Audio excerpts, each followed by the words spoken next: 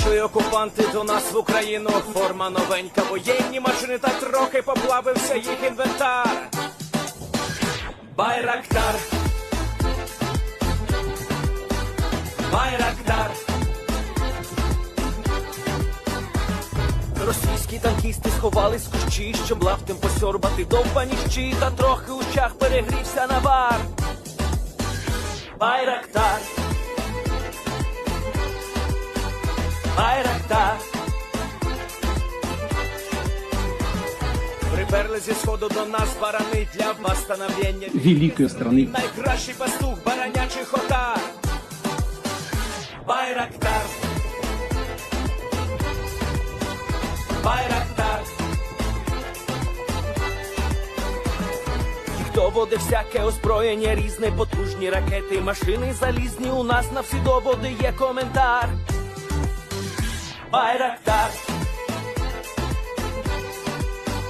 Байрактар. Вони захопити хотіли нас зразу, а ми зачаїли на орків образу з російських бандитів, робить примар. Байрактар,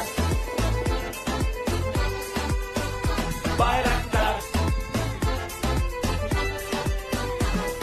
Російська поліція справи заводить, там пивцю рашистів ніяк не знаходить, хто винен, що в нашому полі глухар. Байрактар,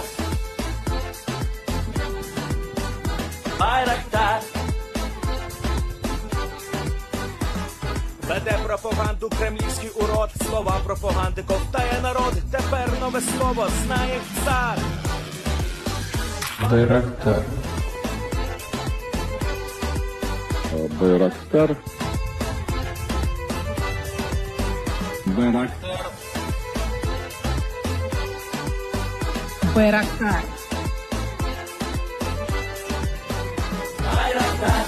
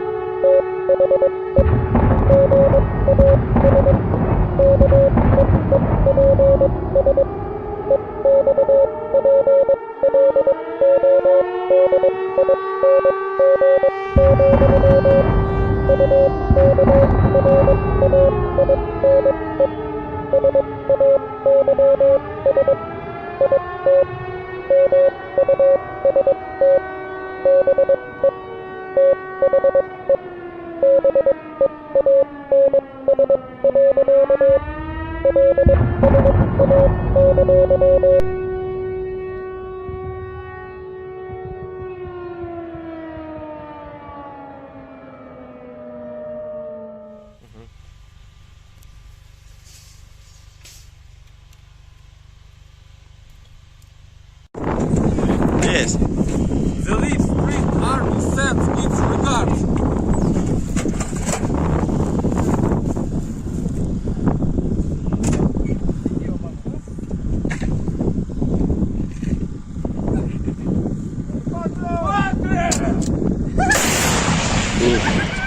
Русский военный корабль. Предлагаю сложить оружие и сдаться. Русский военный корабль, иди нахуй.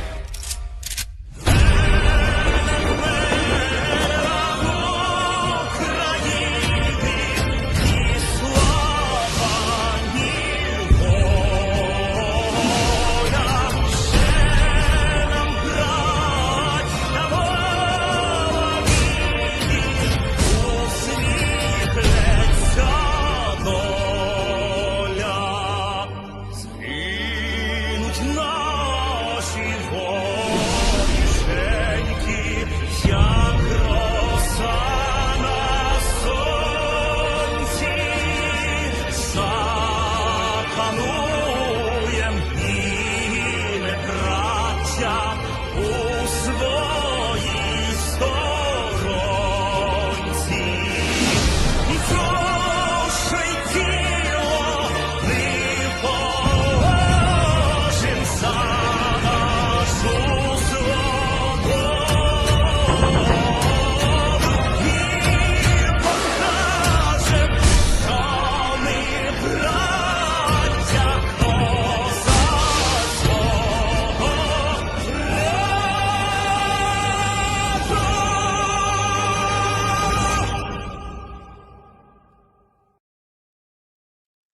Hello everyone, I'm the Enforcer, and welcome back to day 696 of the news. We have amazingly massive news today, as Ukrainian attacks have wreaked havoc on the city of St. Petersburg, sending fireballs into the sky and engulfing the entire area with flames for the large part, due to an attack on an oil depot.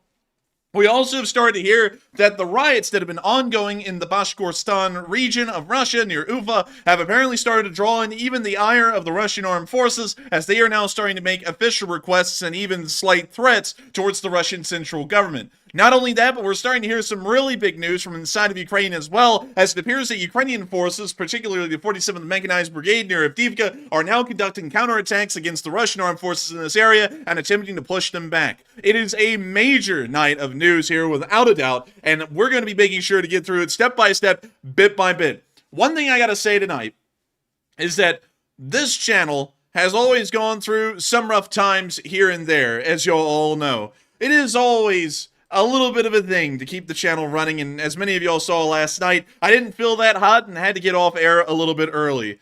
Nevertheless, regardless of the circumstances, how I feel, and how things are going behind the scenes, this channel will always, forever, endure, continuing to cover the news of this war until the final shot is fired of that last hour.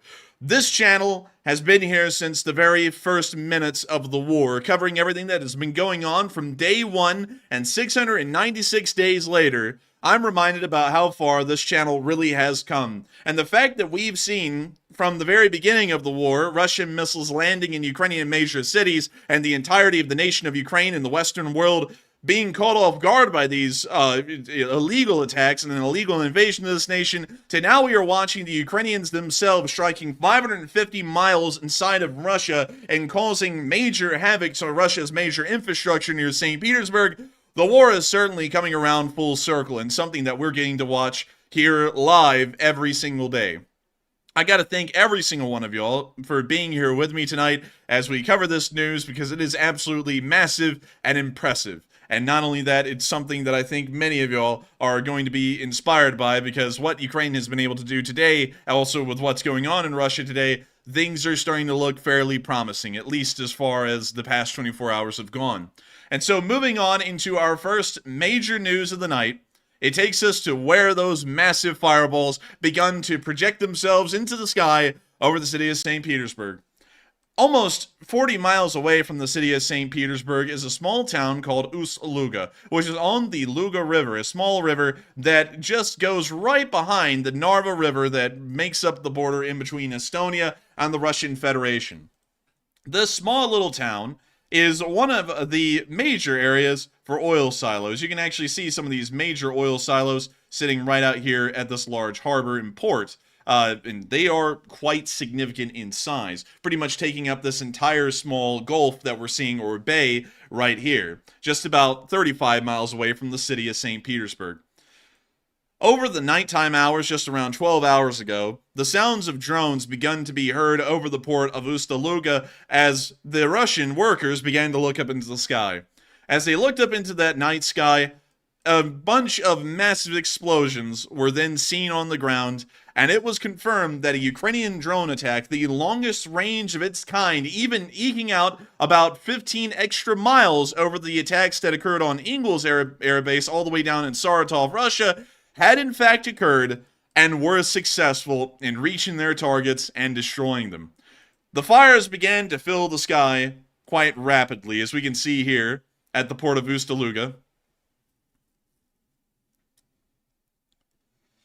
And it is still raging as we are covering the news right now. This fire has not subsided to any degree whatsoever, and appears to be burning with an incredibly severe burn rate. We don't know how much oil was actually caught on fire and how much is burning at the moment, but we do know that there is a massive fuel source here for this fire to continue to burn off of. As you can see, the oil silos here are so large that this appears to be the main oil depot for Russian ships that are going towards St. Petersburg. As we can see in this satellite picture alone, almost 4 bulk oil tankers moored here beside this harbor, either onloading or offloading oil from the Russian Federation. This picture was taken in the middle of last year. This is somewhere around the time of June of 2023 when this satellite picture was taken. The fire was so severe that even citizens of the city of St. Petersburg itself looked onwards at the flames from miles away, and if many of you all know, that looks a lot like a nuclear reactor that has gone off. Now, of course, we haven't seen, I'm not saying that a nuclear reactor did just explode at Ust-Luga. I do not want to make that statement at all. But if any of y'all have ever seen the HBO miniseries Chernobyl, many of y'all will know that when a nuclear reactor blows its top, it emits this giant beam of light directly upwards into the sky, which I forgot the exact name of that kind of radiation, but it glows a particular blue color as it's shot upwards into the sky, almost like a lamp. The fire from this oil depot was so severe, it had a very similar effect, and this is being viewed from dozens of miles away on the outskirts of St. Petersburg. Въебал, походу, в резервуары транснефтевский. Сейчас там горит все, не видно нихуя на телефоне. Но взрыв был мощный, блядь.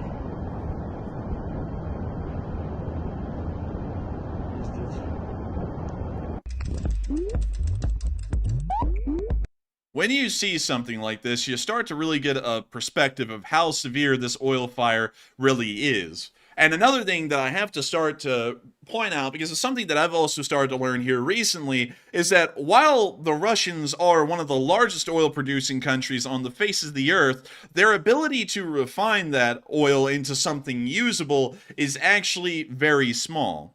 The loss of their oils of any kind that are stored inside of fuel silos like that are actually severely crippling not only the Russian economy, but the Russian ability to continue to wage war. This is a big ordeal that has happened in St. Petersburg for the fact that these oil silos may have been completely destroyed over the past few hours. We still do not have any daytime videos or pictures of Ust-Luga port. It's showing us what real kind of damage was caused, but nevertheless, it is incredibly severe damage from what we can tell at the moment, and it may be severely knocking out Russia's wartime abilities, especially for their navies. Navies consume more oil, more gas for that matter, if you want to call it that, fuel, than really any other part of any armed force in the world. Even the Russian Air Force, or really any other Air Force, does not consume as much fuel as navies do. Navies are some of the biggest fuel sinks in the world for most developed nations. And the Russians may be going through some very serious issues logistically here in the Northeast, because we're starting to hear, like we are right now, that they may be running out of enough fuel to actually keep their whole navy running if they ever needed to.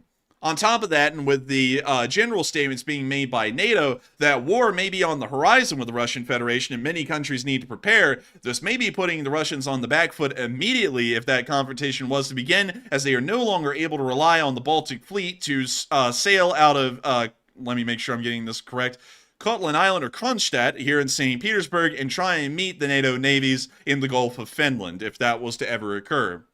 Speaking of which, speaking of such severe attacks, it is very important to also put into scale how far away this was from Ukraine.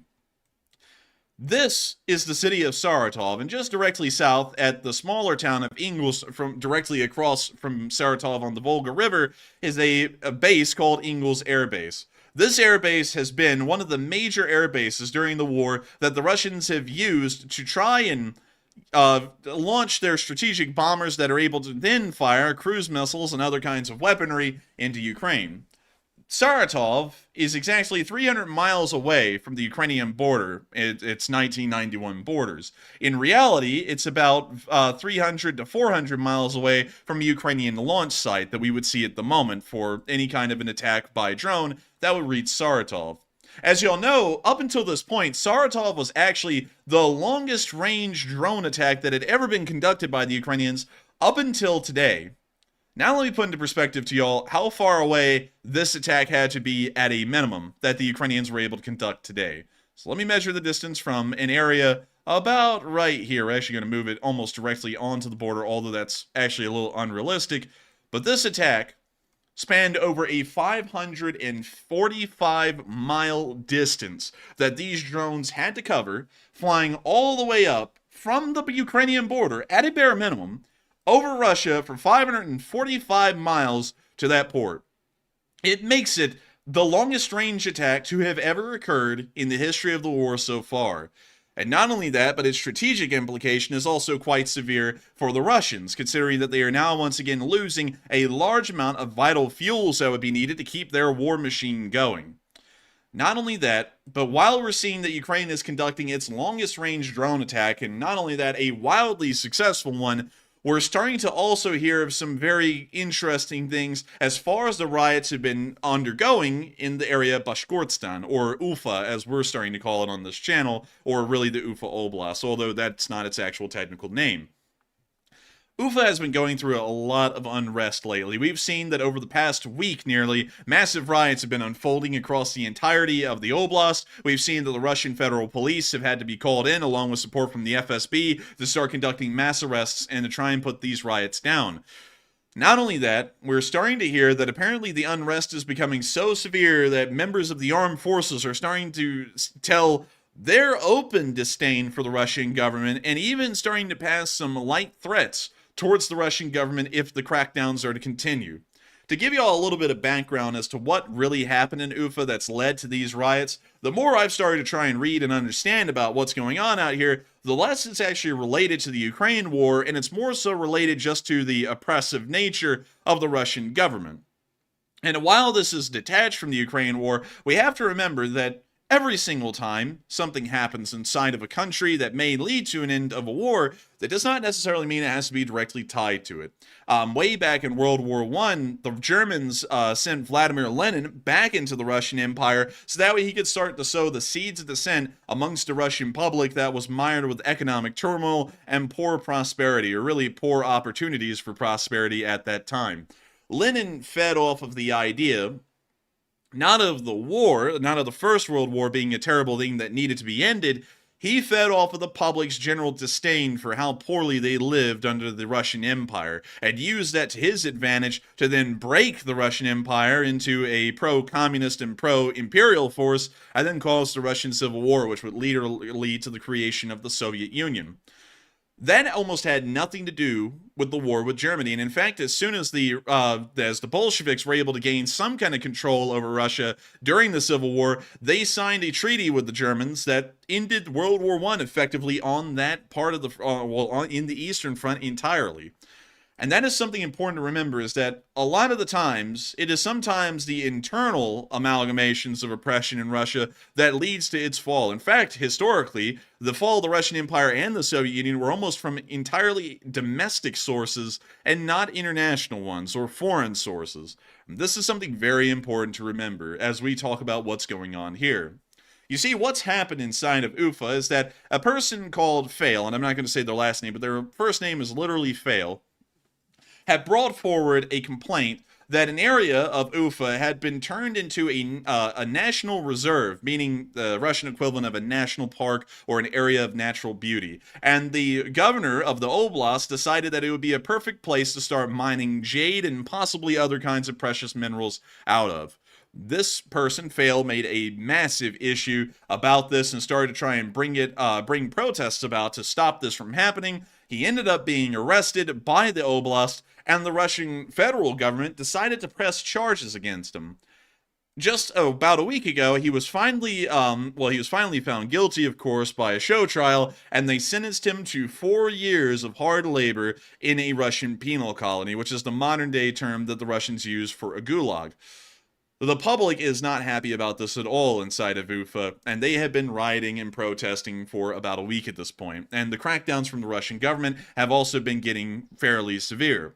But at the same time, we're starting to get videos, and we don't really know where these are from, so I just put it in Ufa, or at Bashkortostan, which is the actual name of the region, and this is no translation, but this is a statement by these soldiers that pretty much says that they are very unhappy with the situation inside of Bashkortostan, and they demand that the Russians release Fail and do not put him in prison. So here's this clip. I'm only going to show a little bit of it because, of course, we don't have a translation. We just know the gist of what they said. Здравствуйте, наши соотечественники. Пока воины Башкирии сражаются за интересы нашей страны, здесь, в окопах, проливают кровь, умирают. В Башкирии происходит беспредел. Их сограждан, наших товарищей, наш братский народ бьют палками, избивают. Давайте соберемся все вместе, поддержим. Павел Алсынова, башқұртлар, ол нендей беспредел Башқұртстанда? Біз бұнда хеттігінде. Now we're going to be ending the clip right here because sadly, of course, we don't have a translator for this and we don't have any kind of a subtitle at the bottom of the video. But what these soldiers are demanding is the release of Fail, so that way, you know, of course, things don't continue to go further south in Bashkortostan. Otherwise, these guys may also get involved as well, which is kind of the gist of the video and what they're talking about. The fact that members of the armed forces of the Russian Federation that are currently involved in serving are starting to speak out against what's going on in Ufa may be showing that this is one of those domestic times in Russia that are kind of a little bit similar to the Wagner coup, where the Russian government's weakness is truly starting to be shown because they don't even have the loyalty of some of the armed forces, or even a good amount of the armed forces. We're going to be waiting to see what really happens in this area. It's clearly getting to be a very tense situation at the moment, but at the moment, nothing has really kicked off yet where it's like a Wagner coup where there's an armed force driving towards Moscow with the intent of overthrowing the entirety of the Russian government. We haven't seen anything like that at the moment, but we are starting to see a build-up or a lead-up to this where it is quite clear that may become a reality in the near future. But moving on from that little clip and all the way down into the area of Sochi, we've finally seen our first real proof and indication that the Russian command aircraft that were operating over the Sea of Azov have truly moved as far away from the danger zone, which is the Ukraine war, as they possibly can. The British Ministry of Defense just told us yesterday that it appears that the Russian A-50 AWACS aircraft, which double down as an alert system but also as a command post, are now flying over the area of northern Krasnodar, much farther away from the front lines than they were originally. We're now seeing that the A-50 that is apparently now flying these missions, or at least one of them, has been relocated as far south as it physically can go into the city of Sochi. Pictures came out today from the airfield near Sochi showing an A-50 sitting there on the tarmac. This picture was confirmed to be from today, just a few hours ago. And it is confirming that the Russians have in fact moved these aircraft a long ways away from the front lines. This is also showing their flight orbits, their orbits over the northern Krasnodar area and showing their effective range. You can see that their effective range has been greatly reduced. Practically the entire, half of the southern front is completely out of range of this AWACS at this point, and everything all the way up in Luhansk is also completely out of range of the AWACS as well. The reason why we saw that the AWACS was flying in this area on the northern side of the Sea of Azov was because it was a very advantageous area, and this aircraft was able to reach forces all the way over as far west as Kherson and even a little bit further up in Luhansk. But now we can see that their range has been drastically reduced down to what would practically be largely ineffective. Now the command and communication lines are probably going to be run by ground units from Rostov-on-Don across the land bridge and over to Kherson, which is going to be a lot less efficient, a lot more slow, and also lead to a game of telephone that has to be conducted from commander to commander, unit to unit, and the orders may be completely garbled or screwed up by the time they actually make it to Russian forces way off in the north or way down here in the area of Kherson. I will have to say, however, that the situation in Kherson is a lot more serious than the one we would ever see in the northern area around Luhansk, because if the Russians need to, they can set up communication lines quite easily from Rostov-on-Don and into Luhansk, because this entire area is straddled with the Russian border. So it's not really going to be that much of an issue for a place like Luhansk, but for Kherson, it may as well be the far fringes of the western frontier. It's going to be very difficult for them to get effective commands out there in a timely manner, considering that these A-50s are now flying a good 150 to 200 miles away from where their original flight orbits were over the northern Sea of Azov. Speaking of other things that have been very interesting as far as the Russian situation goes, we started to hear that the air alert sirens were beginning to blare over the city of Kursk, showing that, at least at the time of this video, there was a possible air attack starting to occur on the city from Ukrainian drones. We don't know at the moment of any additional information from these attacks, but we did hear the audio of the air alarm sounding.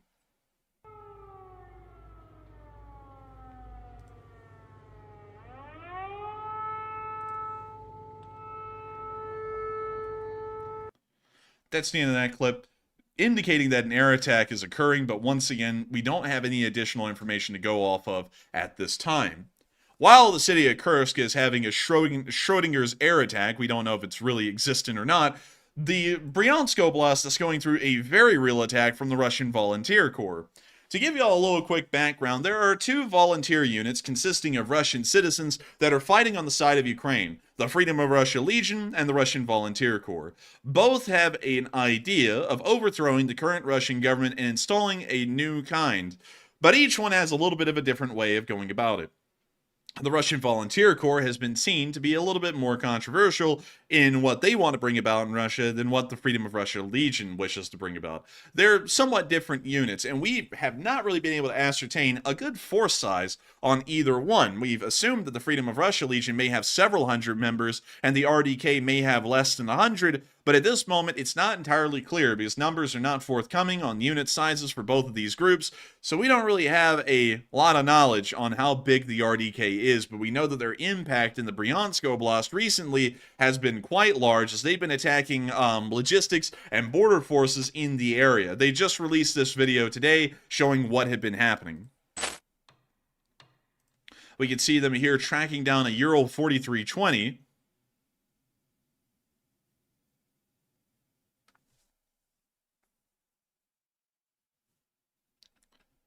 And watching it as it drives down the street, we're assuming that this is very close to the Ukrainian border. And we can now see that the RDK guys are actually standing right near the Ural 4320 where it pulled over. So I'm assuming that the Russians did not check to see if the border was actually secure, and the RDK guys just wandered on across and are now in the inside of Russia. So we can see them now moving around.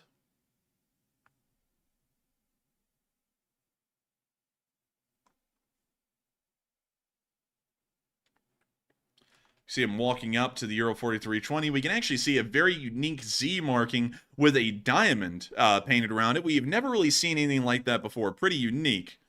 But we can see them taking a look at the Ural 4320. We can see them standing around and now moving back. I think they may have just tried to throw a grenade at it, possibly. Can't really tell, but we can see the alerts from across Bryansk saying that there has been a breach of the border and the RDK is across it.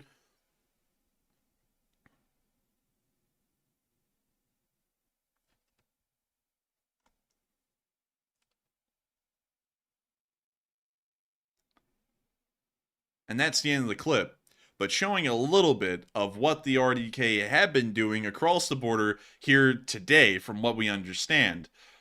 Once again, it appears that the Russians lack a complete ability to actually lock down their border and stop Freedom of Russia Legion and RDK forces from being able to push across and attack the Russian border guards and also any Russian internal forces that are in these oblasts, and it doesn't appear that they're going to be changing that anytime soon.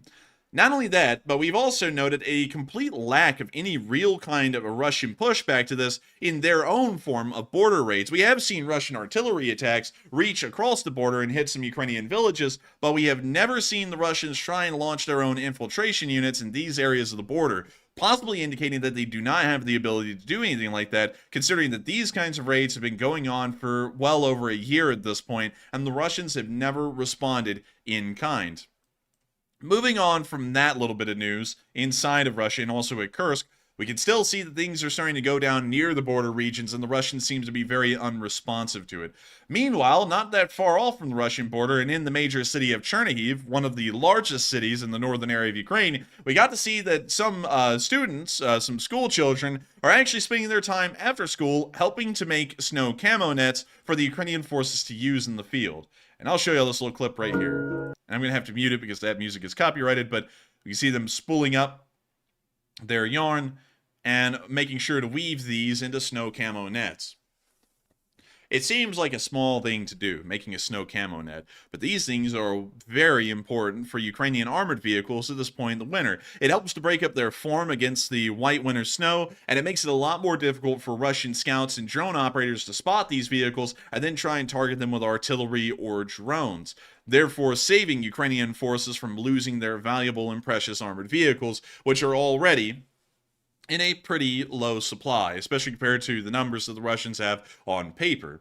Moving on out of that news and on into our location unknowns, we've also been seeing some fairly interesting things here, but before I get into those, so many of y'all have been talking about what's been going on in Russia, and I want to make sure that we don't gloss over it too quickly tonight, because this was a very serious and major ordeal that happened inside of St. Petersburg, with these massive explosions rocking the port of Ust-Luga.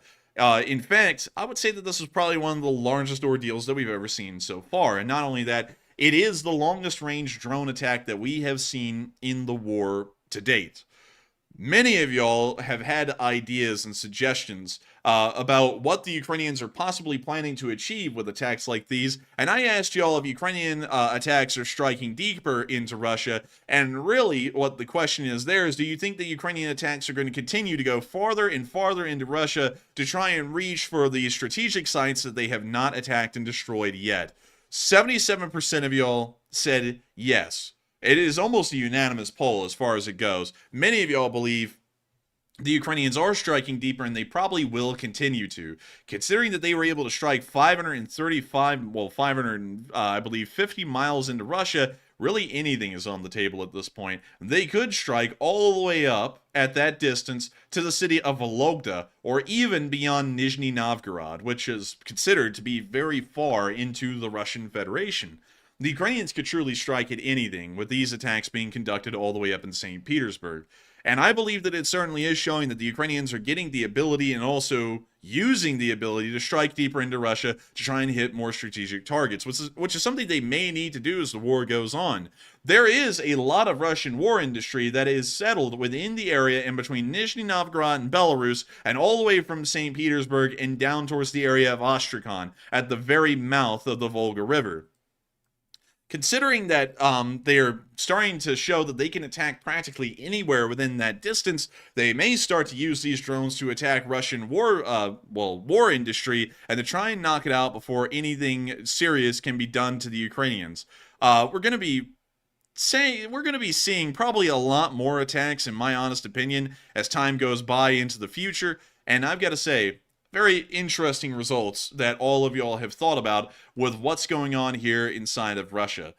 But really quickly, we have a very interesting thing to talk about, speaking of attacks in Russia.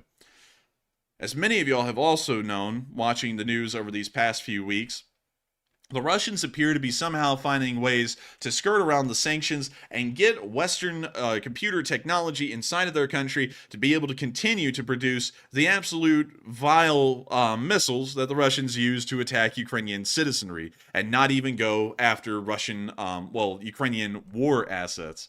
This is something that's been going on for quite a while, and we started to get indicators of this really on the 1st of January, that some of these Russian missiles were being produced in the 4th quarter of 2023, just days before they were attempted to be launched against Ukraine.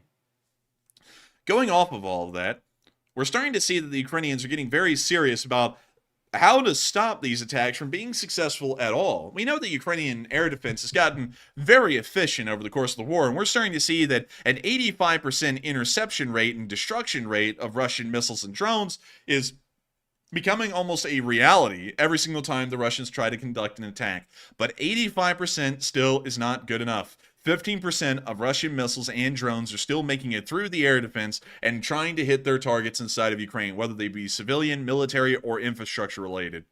The Ukrainians are still trying to find ways to solve this gap in the air defense, and to finally take out that remaining 15% of Russian drones and missiles that have been making it into Ukraine. And this brings us on to something very interesting.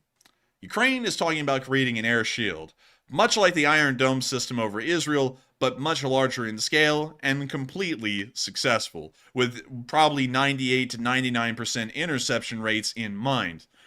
Let me show you all this video, because this was very well made by United 24 Today, and talks about the air defense idea that Ukraine has for their nation, and how they're hoping to gain control over their skies, and then hopefully start working on gaining control over the Russian-occupied skies of Ukraine. And so, here's the video.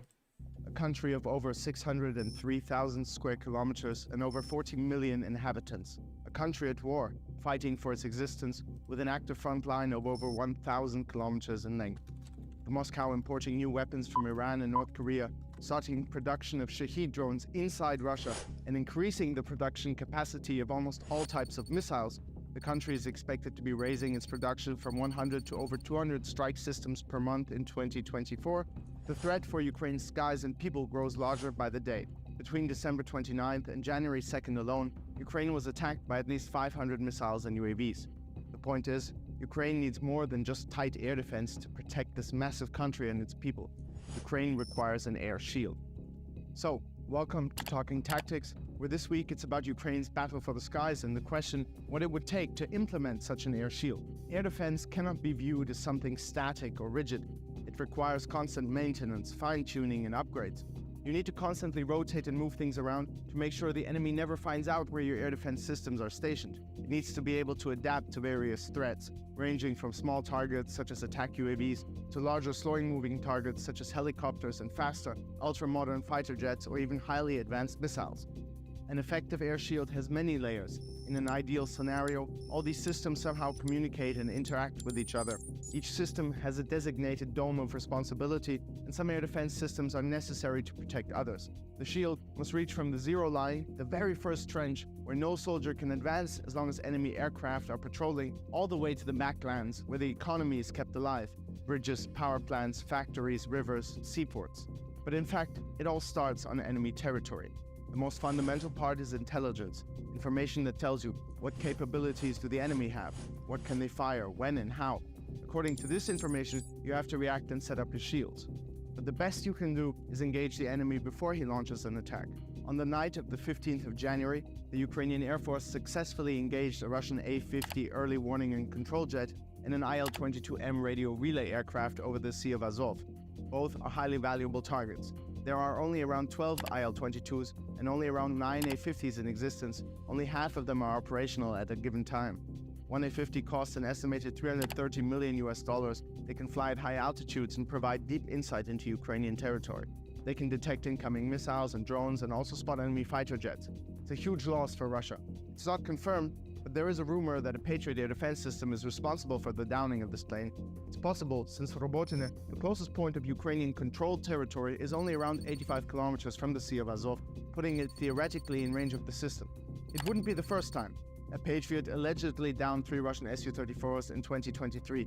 Placing high-range air defense systems close to the front line or border is a high-risk undertaking, but can also yield a high reward. The powerful radar also has powerful emissions that can be detected and geolocated by Russian signals intelligence systems like those aboard Russian spy planes. The irony is that if a Patriot battery was responsible for engaging the 2 Russian planes, they very likely saw it coming. In very simple terms, air defense systems are split into 3 main categories: short-range, medium, and long-range. Short-range systems can be shoulder-portable manpads or maneuverable ground-based systems like the Avenger. Their range is typically just a few kilometers. Medium-range systems like the IRIS-T, which fires a heat-seeking missile with the same name, has a range of around 32 kilometers. Long-range systems include the famous Patriot, which can track an object at over 100 kilometers and up to altitudes of over 24 kilometers, depending on the missile used. So you can imagine a kind of bell around the position, the area of potential engagement. But the system is smart and will typically wait to engage a target until it has the highest probability of kill. That's typically somewhere between 5 to 25 kilometers. So, how many systems would it take to create a solid air shield? It's hard to put something like this in numbers. President Zelenskyy once said it would take at least 50 Patriot batteries to close the skies. It's an incredibly advanced system with only a couple of downsides. The first is that it takes around 90 trained personnel to operate. The second is the cost, with a battery costing around $1 billion. But in this war, ammunition runs out fast, and the PAC-3 MSE, the only missile that the United States is currently procuring for the Patriot system, costs around $4.1 million apiece. When it comes to shooting down an airplane or a missile that is headed for a city, the cost-benefit calculation works in Ukraine's favor.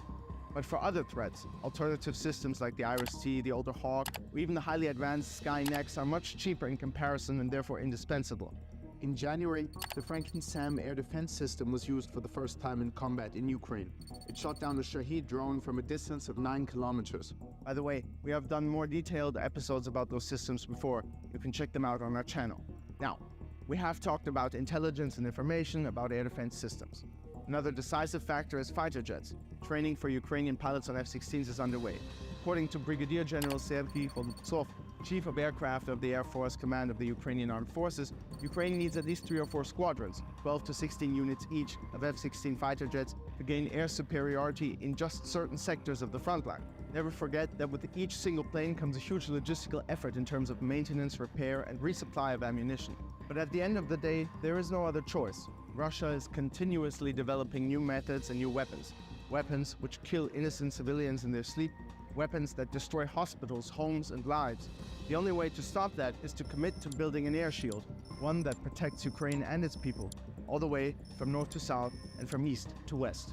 That's it for Talking Tactics this week. Thanks for watching. Hit like and subscribe, and see you next week.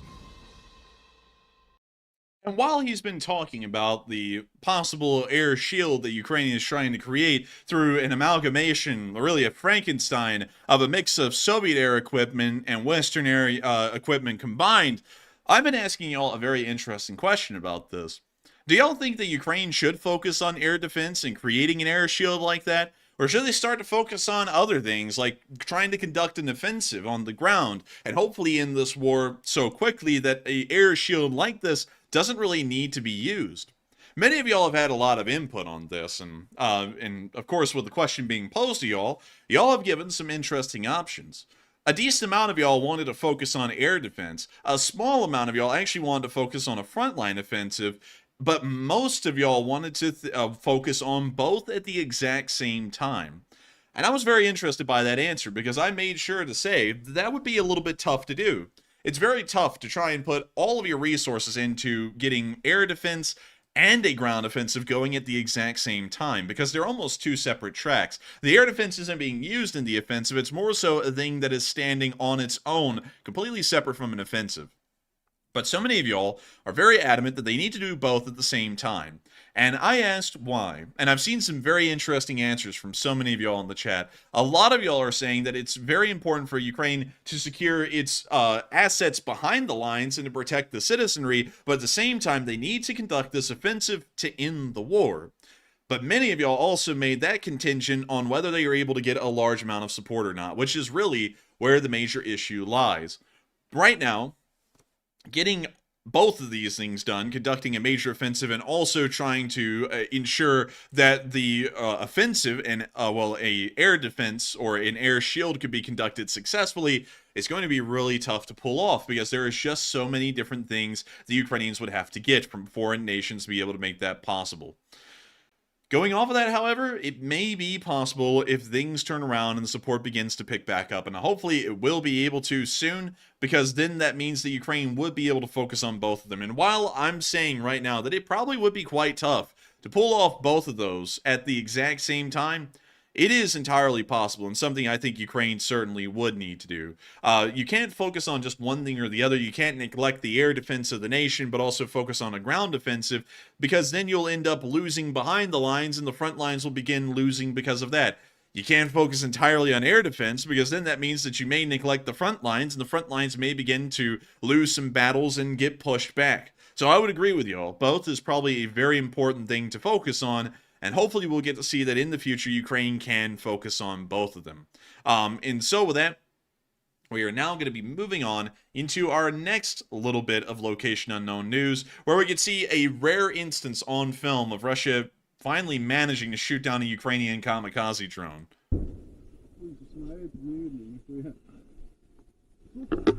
Лети! Вижу! От меня на 12! They were firing, and somehow this guy got it on the second shot. It's got to be raw luck, because look at this. Shot 2 takes it down. I gotta say, pretty impressive, I'm not gonna lie, but I still think there was a lot of luck tied in. Третья нахуй!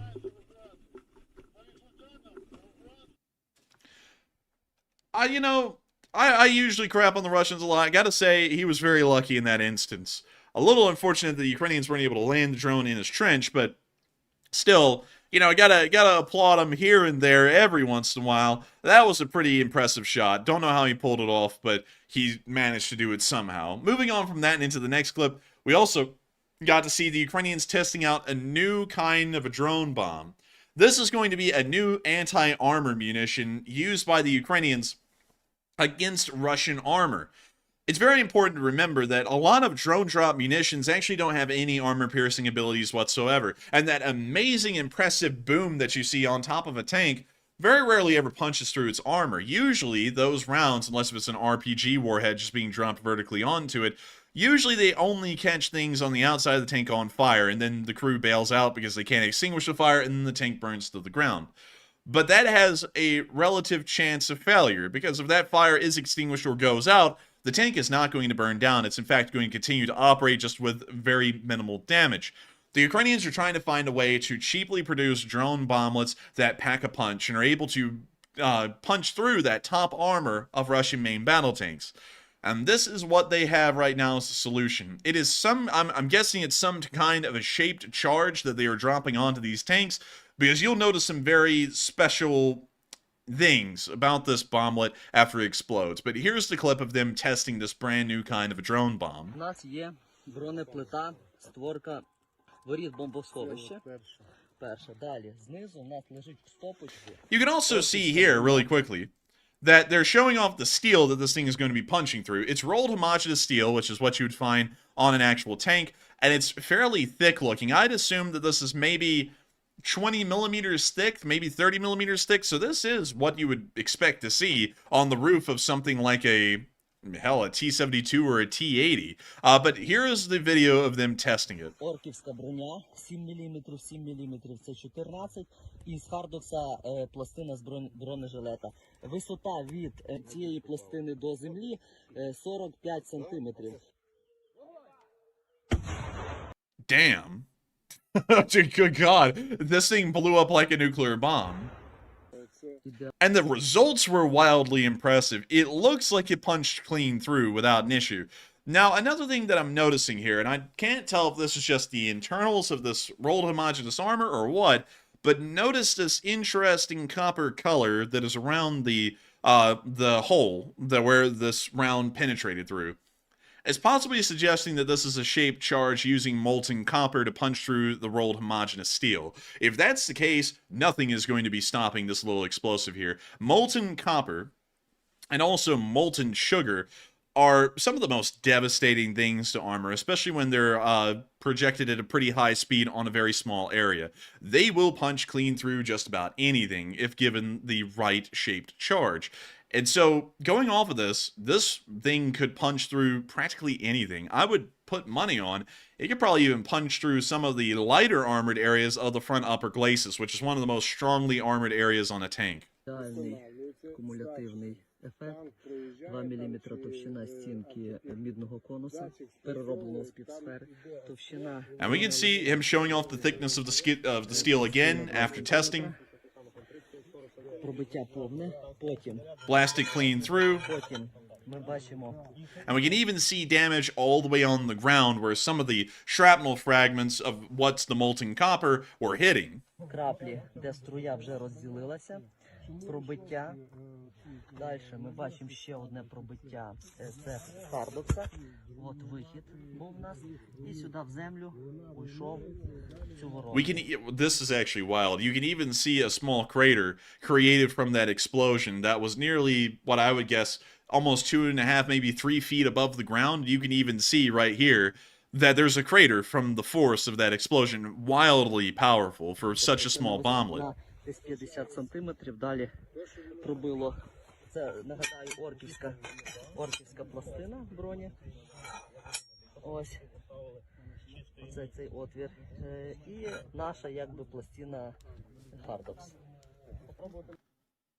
And that's the end of the clip right there. Still showing off a lot of what you would think, I'm about to say a minor Ukrainian innovation, but this isn't something minor. This is game-changing. Now any drone, a Mavic 3 can be an armor-piercing drone. It won't take a Baba Yaga dropping a TM-62 anti-tank mine onto a Russian tank to destroy it. And it's not going to take a larger drone dropping an RPG warhead to destroy a tank now.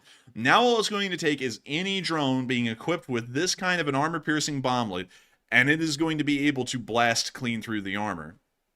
That is something that I gotta say is very impressive to see, and it's great to know that the Ukrainians are trying to find breakthroughs to make their drones more lethal. And so, with that, we're now going to be moving on from this little clip, a very interesting one, and on into the next one, where we also got to see the Ukrainians continuing to get some Western equipment, or at least showing off a little bit of it. This is a US-supplied Striker APC. These things are pretty interesting. And also, one second. There we go. But these things are pretty interesting little pieces of kit. They're wheeled armored personnel carriers, but the US has been trying to find ways to make these things a little bit more modular in the roles that they're able to fill. I'll be showing you all what the Striker looks like outside the front. Here's a side view of the Striker. Really cool little vehicle. It is, of course, a wheeled APC. It is also, from what I understand, amphibious, if I remember correctly, but I don't think certain variants are amphibious. I'll have to check on that and make sure if I'm wrong on that, correct me in the chat. But nevertheless, it's a really interesting little vehicle, and I'll show y'all one of the reasons why I think it is really, really cool.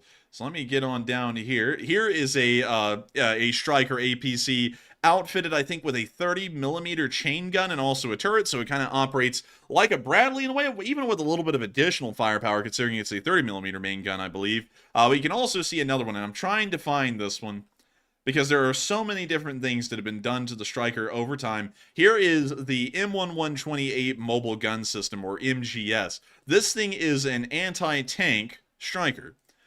These were actually not met with a warm embrace by the U.S. Army. They didn't really like these things that much, but with a 105mm main gun and possessing the same kind of firepower that an early M1 Abrams would have, this APC, now a light tank, or really a tank destroyer, packs one hell of a punch. This thing could really knock out any Russian MBT seen on the battlefield today. And I would have to say that something like this could probably be well suited in the hands of Ukraine, and especially considering that the army didn't really like these things all that much, I'm sure that they would be more than happy to hand these things over to Ukraine as long as Congress is able to approve the sending of these kinds of vehicles. Also, the infantry support that this thing could provide would be very good, along with the mobility of this thing. But Pepsi Man 101 did say it, the MGS sucks. And it sucks relatively. I mean, you know, it sucks for the US, but think about this thing in the hands of Ukraine. Now, this thing is a real kicker right here. I would say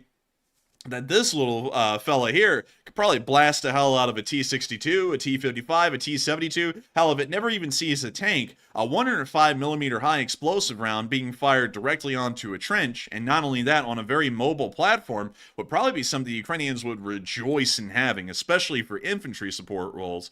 So, you know, maybe they'll think about that in the future, sending these things over. Not a lot of them exist. There's only 142 of them in service. But beyond that, it is nice to see the normal APC variant, the Striker, here in Ukraine. Also, this one does have the automated 50 cal turret. You can see that's covered with a tarp. But beyond that, a really cool little system, and wonderful to know that the Ukrainians can continue to rely on U.S. equipment to bring them to victory, at least at the moment. And hopefully we'll see even more Western equipment, U.S. equipment, making it into Ukraine in the future. Moving on from that and into our next and last bit of location unknown news, we got to see the Russian losses over the past 24 hours, and they have been pretty good. 5 Russian Bobcat skid steers have been destroyed. Hey! 5 for Enforcer Matt. And beautiful to see that so many Bobcat skid steers have been destroyed. But beyond the joke, many important pieces of equipment have been lost today. Not the incredibly high numbers that we've gotten used to in the month of December, but still very good numbers compared to the rest of 2 years of war. 750 Russian troops were knocked out over the past 24 hours. A very good number to go off of, meaning that an entire battalion tactical group effectively has been wiped off the field. Not only that, but 10 armored personnel carriers have also been knocked out as well, along with 17 supply trucks, 4 main battle tanks, 14 artillery pieces, 5 drones, and an MLRS. These numbers are looking to be pretty good, and I've got to say, it is wonderful to know that the Ukrainians are continuing to knock out equipment at such a rate. By the way, I forgot to mention this to y'all. Did y'all know that there's only a limited number of battalion tactical groups inside the Russian army? There's actually like a finite number, and I'll pull this up. How many BTGs in the Russian army? Because if I remember correctly, let's see. They only have, as of August of 2021, the Russian army only had 170 battalion tactical groups. And why it's so important to highlight this number here that I just pulled up, and this is according to Wikipedia, so of course take that with a grain of salt, and that number may have changed here in the present day, but let's go with our rough number of 170.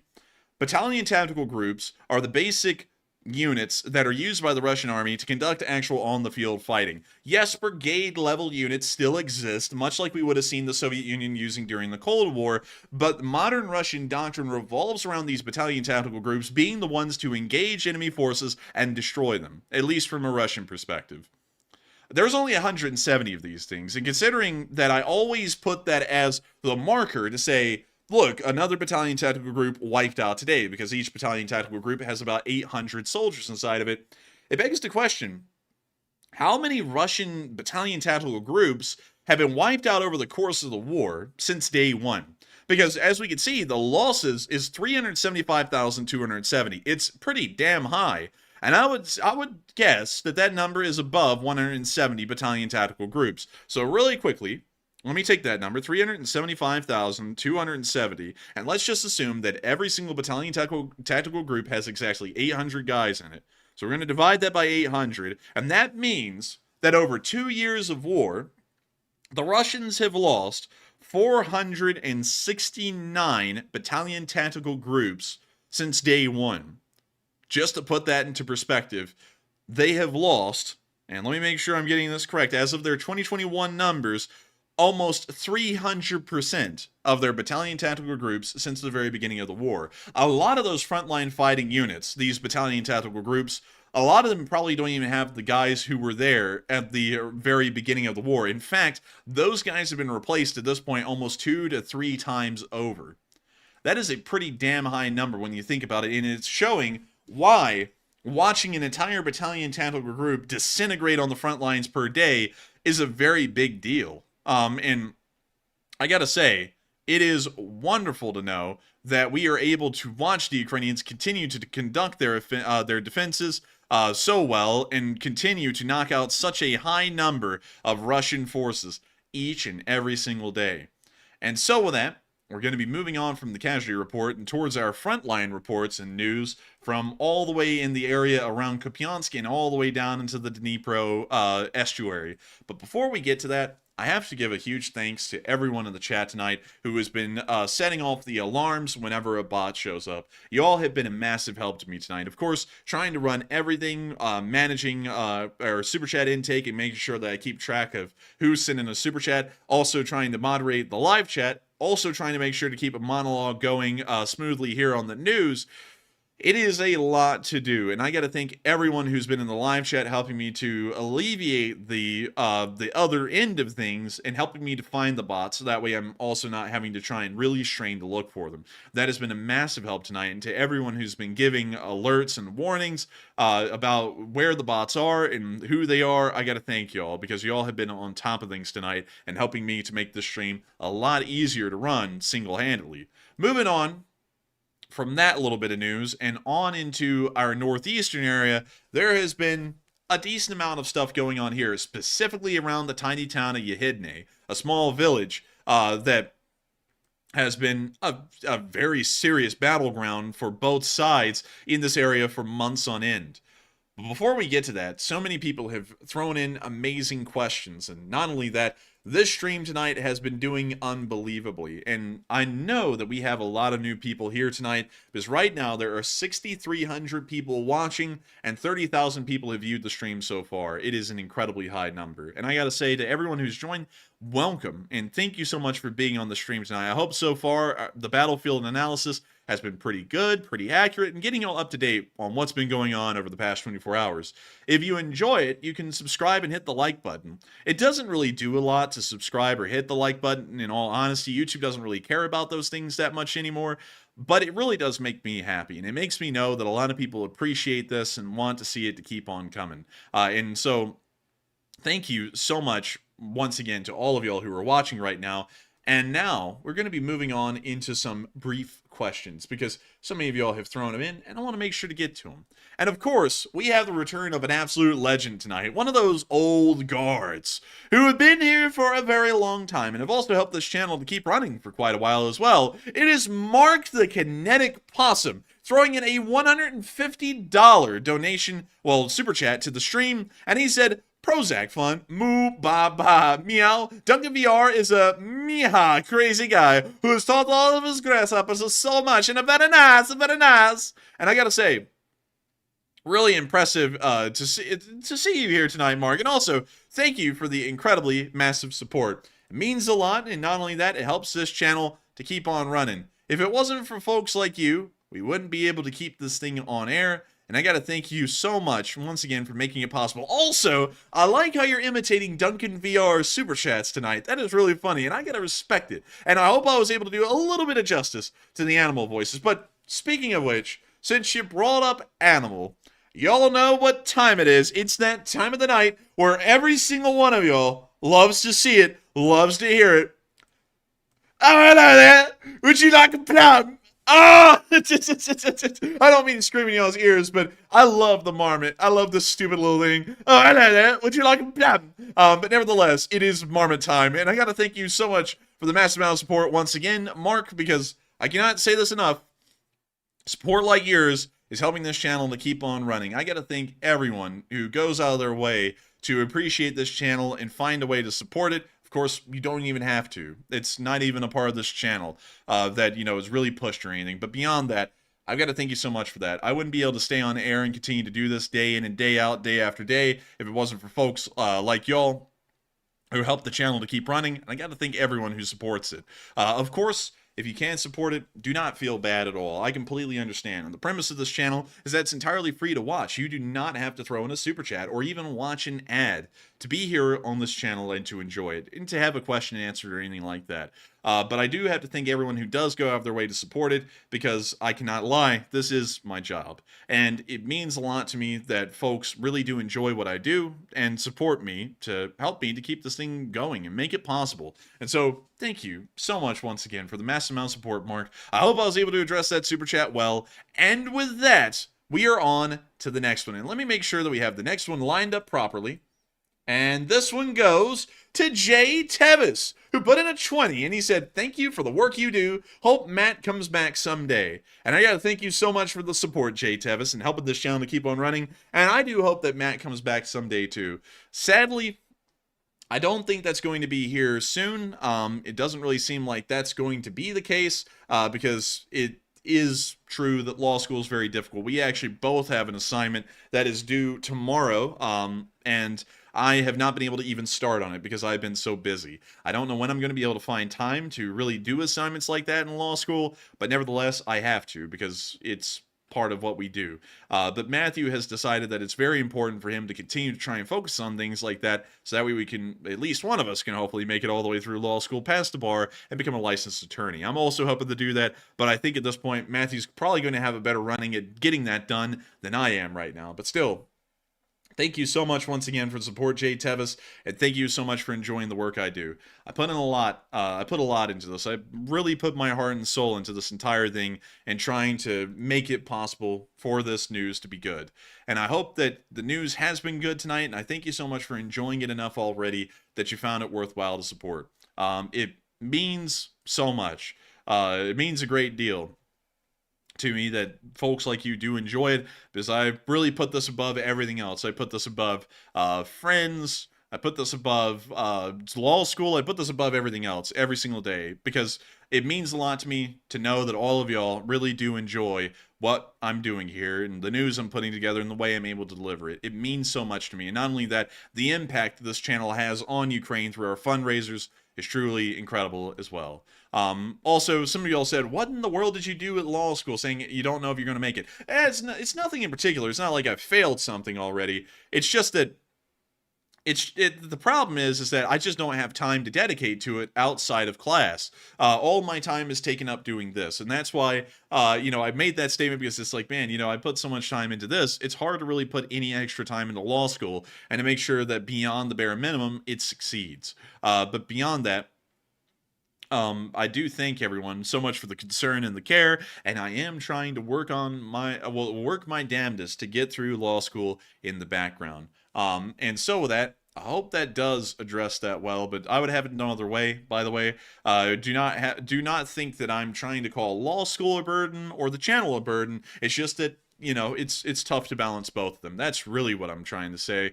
But this channel is an absolute pleasure to do, and law school is something that is necessary to do. But with that, we are going to be moving on into our last super chat, which is from, well, the last super chat of this segment. We will be addressing all of them every single night. But moving on to our last one, this one is from Gilly Flower, who threw in a 20. And hey, thank you so much once again for the support and helping this channel to keep on running, but she didn't throw in a comment. The support does make the channel possible, though, and I gotta thank you so much for helping out and putting in your part to make it possible for me to stay on air, because it just means a great deal to me that so many of y'all enjoy the channel and help me to keep it running. Y'all are helping me to keep the lights on. Y'all are helping me to be able to go to law school and focus and stress on everything. Y'all's support makes that possible, and I gotta thank you so much for that once again. But with that, it's time for us to move on from that question segment, and now to move on into that northeastern area of Ukraine.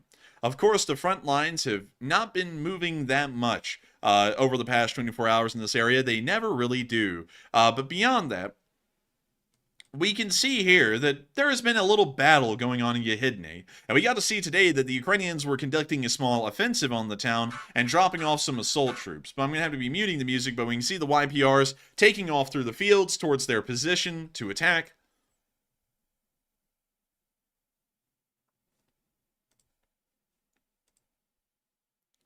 And we can see them rolling up to the trenches, setting up their positions. It appears that the YPRs are dropping off their troops as they're now laying down the fire.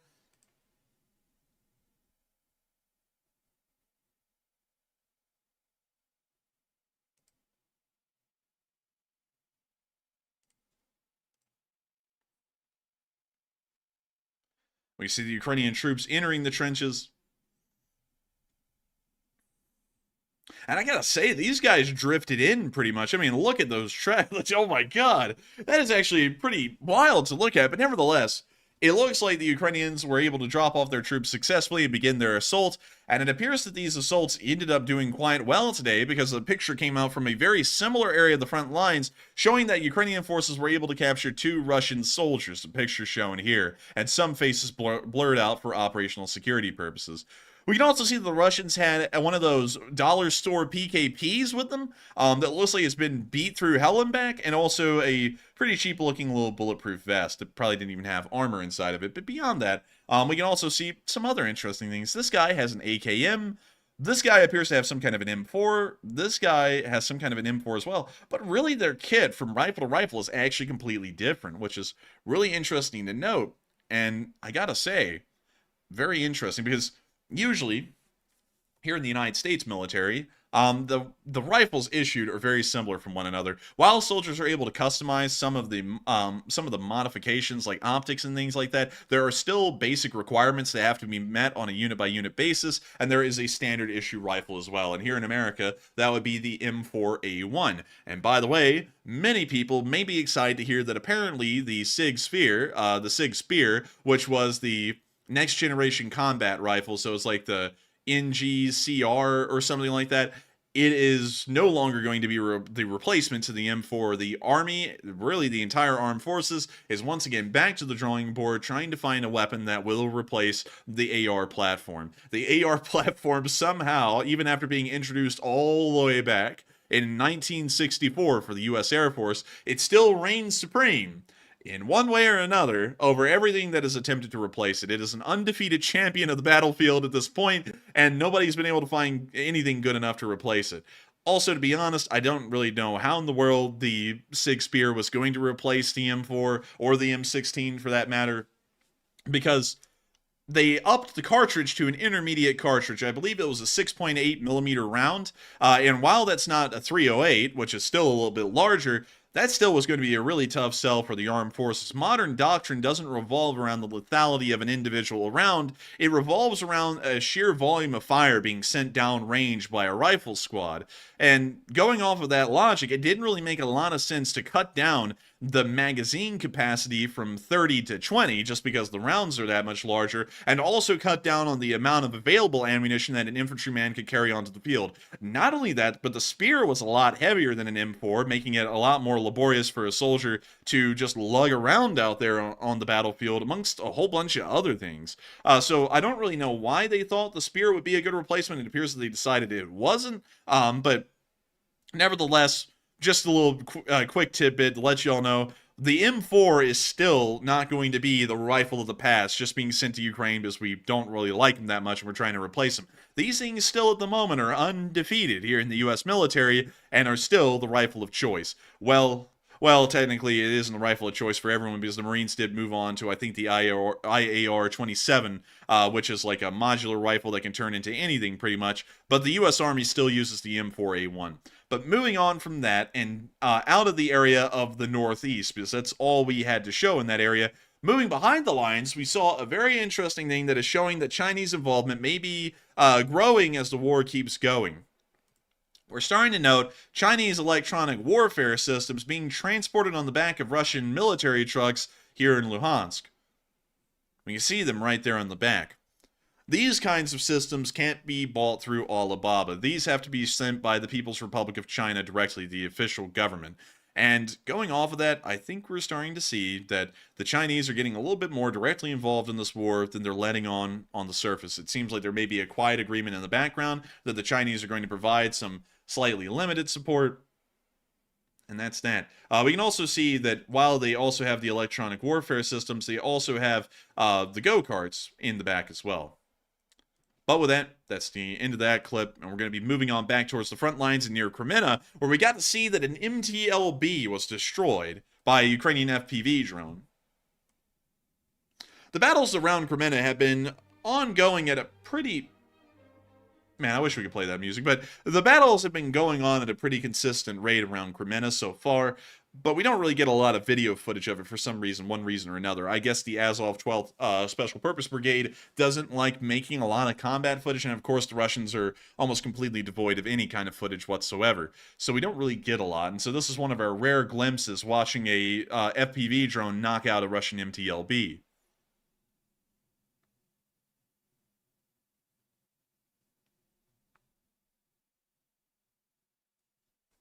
Well, you see the back of the MTLB getting stricken.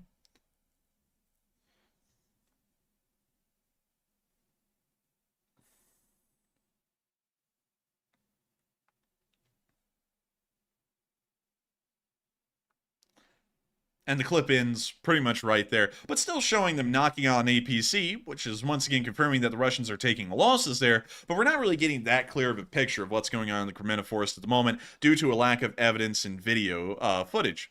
But with that, and also really quickly to address this, because I've seen some people tonight saying that they are not able to send in a super chat for some reason. It's not, YouTube is not allowing them to.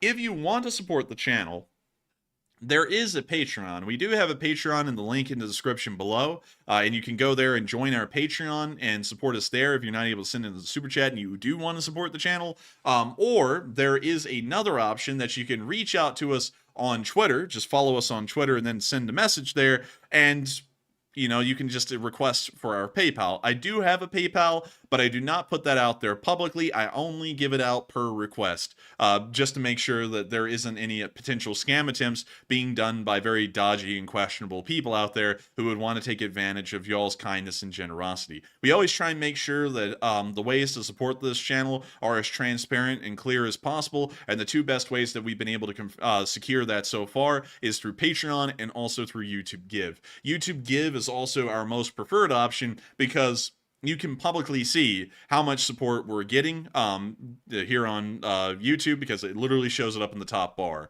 And so it makes it very clear who's supporting us and how much, which is a great way to run it because, you know, why in the world would I want to hide that from y'all? That doesn't really make a lot of sense. But with that, we're moving on from that little bit of news and down into Bachmut. Bachmut has actually been fairly busy over the past 24 hours. We've been noting a decent amount of action down here. But I don't think we've seen a lot of frontline changes, funnily enough, over those 24 hours. And lo and behold, no frontline changes at all. But the day was a very busy one. Starting off in Avdiivka, we got to see a BMD-4M, one of the newest airborne armored personnel carriers that the Russians have, being destroyed by the Ukrainian, I believe it's the 12th Mountain Assault Brigade. I believe that's what that emblem is up here. But here's the clip.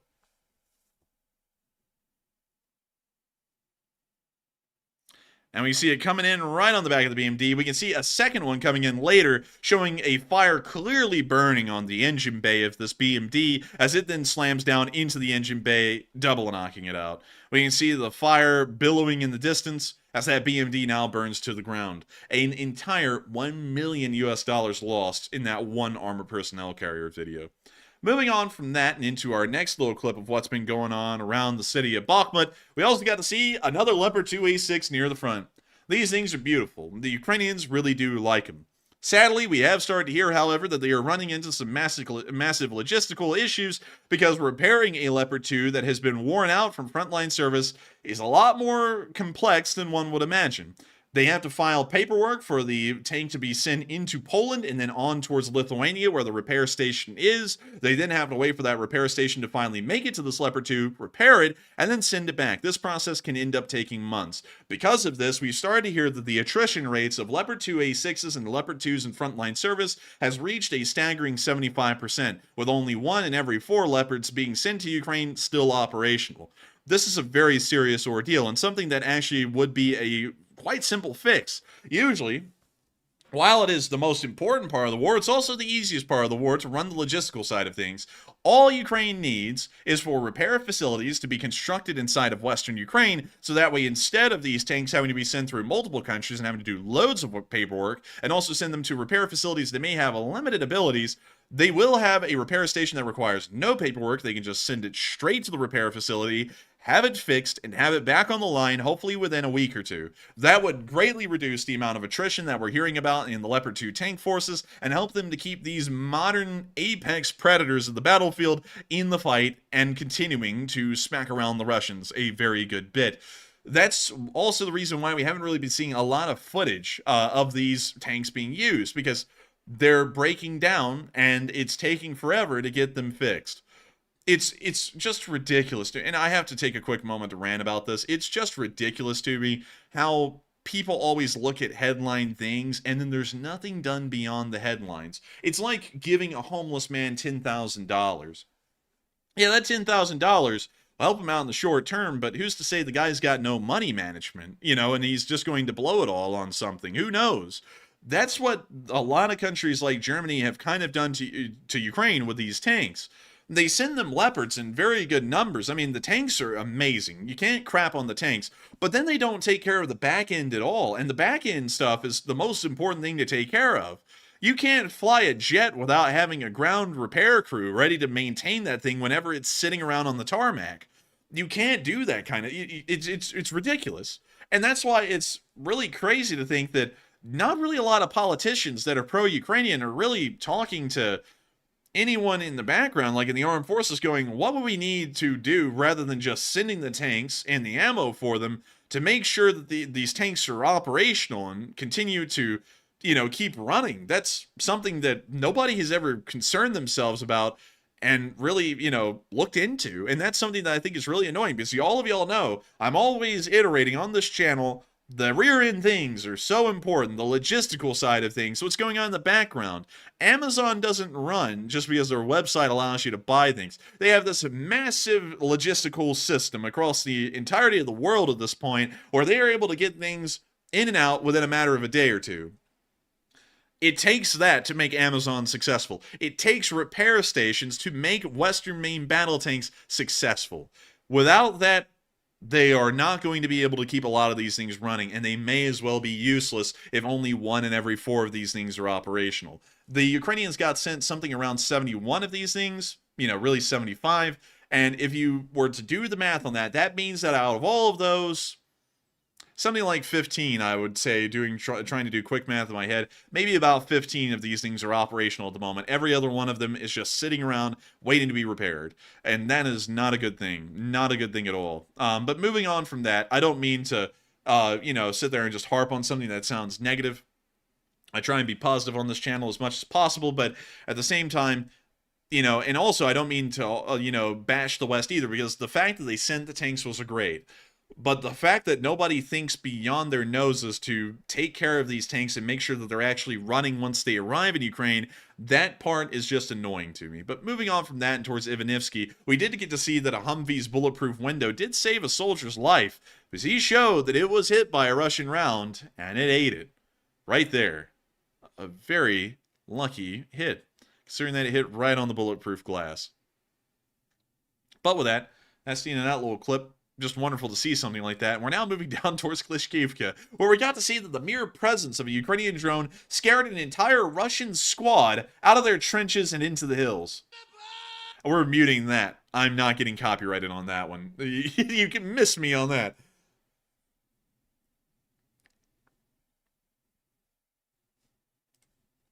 And we can see the Russians running for the hills, the drone flying over them, and they are going, the chaos has ensued down there. We can see one drone hitting, the other drone is continuing to fly around, we can see it right there. The Russians are running for it, they're literally just running into an open field, possibly into greater danger to escape the drone. Completely disorganized, the command has broken down, these soldiers are all on their own now, and this squad may as well have routed from the field, never to return.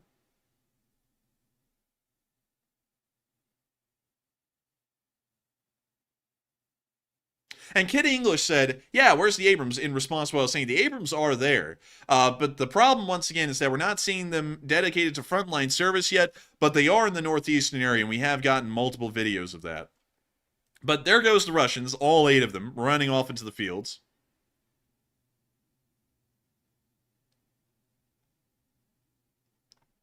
And Thomas Rolensky said, the logistical supply chain is being built, but it's not being built quick enough. This supply chain needs to be something that has to be done quickly. It's the most important thing to take care of. It's really more important to have that side of things taken care of before the tanks really get there. That's a way an army is supposed to run, is that before you send your forces somewhere, the logistics are always supposed to be taken care of and accounted for and thought about.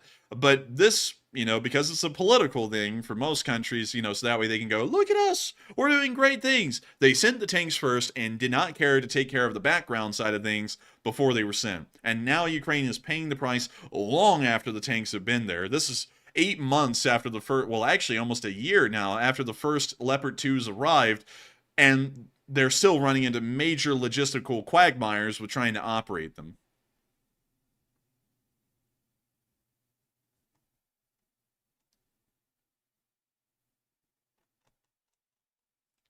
And that's the end of that clip, but still, very interesting thing to note, and it's pretty funny to watch Russians lose their minds over an FPV drone. But moving on from that clip and into our next one down near Krymivka, we also get to see Russian forces getting hit down here. And we're going to be muting that, but here comes their FPV drone. This one's from the Fighting 93rd.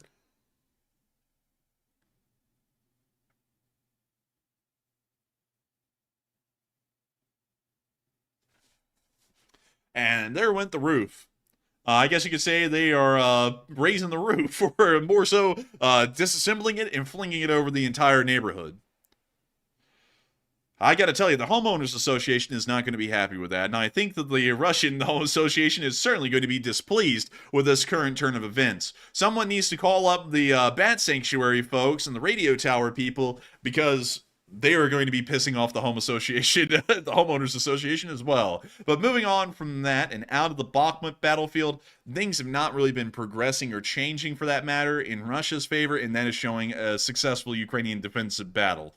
Moving on down and towards the area of Krasnoyarivka and Stepove, we got to see today that near Avdiivka, the 47th Brigade is starting to take some very big steps on combating the Russians that are near the railway berm, as they are dropping off soldiers to conduct offensive battles around the village of Stepove. Here's the clip.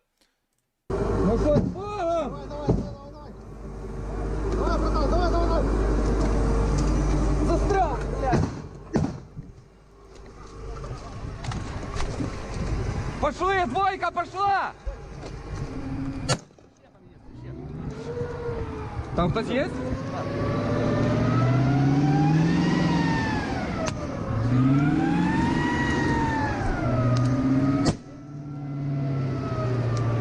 Давай! See them continue to assault the trench. By the way, do y'all see that beautiful Bradley that they just got out there hanging out? Идем дальше, ну, блиндаж! Давай, давай! See him lobbing a nade into that little bunker right there. It explodes.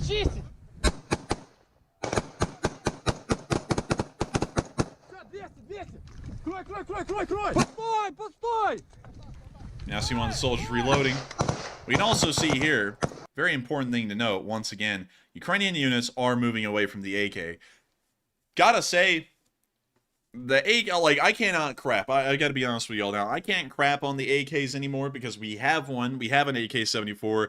And I gotta be honest with y'all. Ours was tweaked around a little bit by a gunsmith here in Alabama. Amazing guy. He does great work. But still, it's a very good rifle, actually. It's good for what it is. It's very rugged, very reliable, easy to clean, but it does lose in the accuracy department at range against an M4. But still, a lot of Ukrainian units, like we're seeing here with the 47th Magura, they are moving away from the AK, and we can see here, standard issued, what would be here in the U.S., standard issue U.S. Army M4A1s taking the place of the AK-74. And it's showing that Ukraine is not only moving towards the Western world on a diplomatic level, they are trying to move their armed forces completely onto a Western standard. In fact, to a U.S. Western standard, I would assume. But getting back to the clip. Бросай туда гранату. Не надо, он ворушится. 200? Пидор. -1. Давай, вперед, вперед!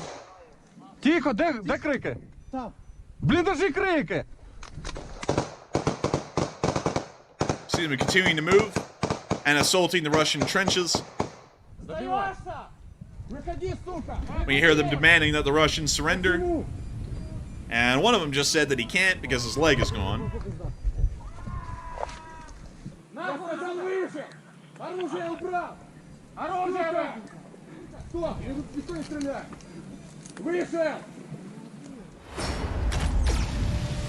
And they end the video there probably because the evacuation of the now Russian prisoners was probably not that good of a sight to see, but beyond that, the 47th Magura is doing a damn fine job going against some of the strongest Russian buildups in the entirety of the front line and clearing out these positions and taking prisoners. They're doing great. They're doing amazing work.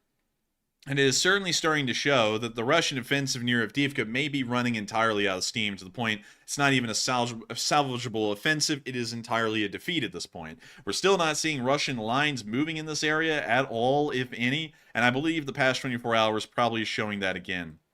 And it appears that the Russians have made a very small movement near Kamyanka, and also an equally small movement near the area of southern Avdiivka, but beyond that, they're not making any major movements. Once again, they're stuck where they are, and the Ukrainians are now starting to take advantage of that and even push against them. And you know that Bradley we just saw in the video is really striking the fear in the Russians, considering he had just beat the ass of a T-90M just a few days ago. But moving on from that and into the city of Donetsk, we also got to see that the 59th was destroying some Russian counter-battery and observation systems. And I gotta say, the 59th is getting really creative with how they're making these videos, but here's the clip.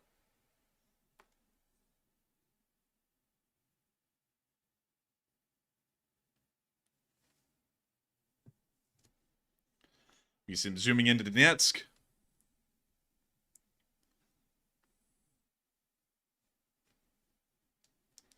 And showing us the exact location of where they conducted this attack today with the drones.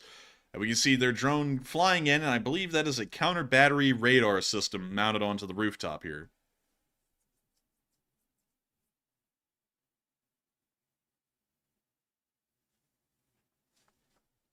And also, I see so many people talking about the AK-74 versus the M4, and a lot of people are taking a moment to really crap on the AK-74. And hey, I gotta admit, y'all, I think the M4 is a better platform, but at the same time, I can't really dog on the AK-74 that much anymore, because it isn't as bad as I thought it would be. You know, everyone goes, oh, you know, it's made by the Soviet Union, it's gotta be crap, garbage, unreliable. It's fairly accurate. It's also it has no recoil. I mean, it has a lot less recoil than an M4 would. And it's not that bad ergonomically. It's actually pretty easy to hold in the hands. I overall think it's not that bad of a rifle, but at the same time, there are some things to be missed that you don't get on an AK-74 that you do get with an M4.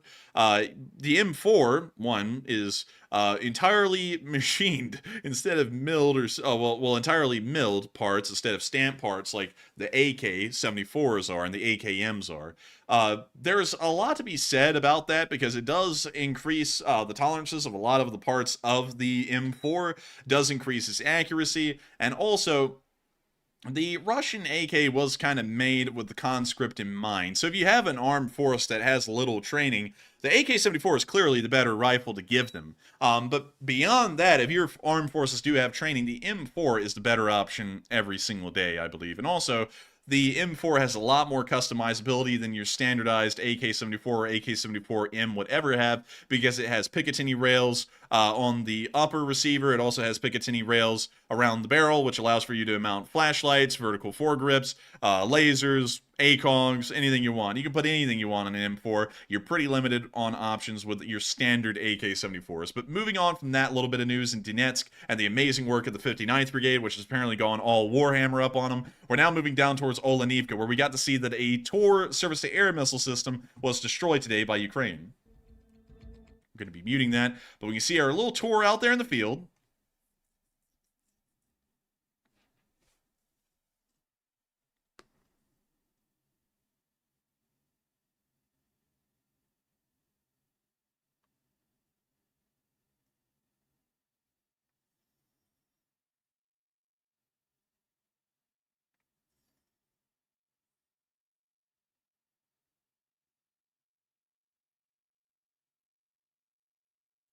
And that's the end of that clip. But wonderful to see, and great to know that the Ukrainians were able to destroy a Tor anti-aircraft system. Fairly expensive piece. Costs about $16 million, but wonderful to know. And moving on from that and towards the area of Vidane, we got to see something a little bit more unfortunate here in this area. A Fab 1500 glide bomb ended up striking one of the mines north of Volodar, and we saw the impact of this bomb here on film. We're going to be muting that, but there's the mine, and there's the Fab 1500 hitting in the middle of the mine complex.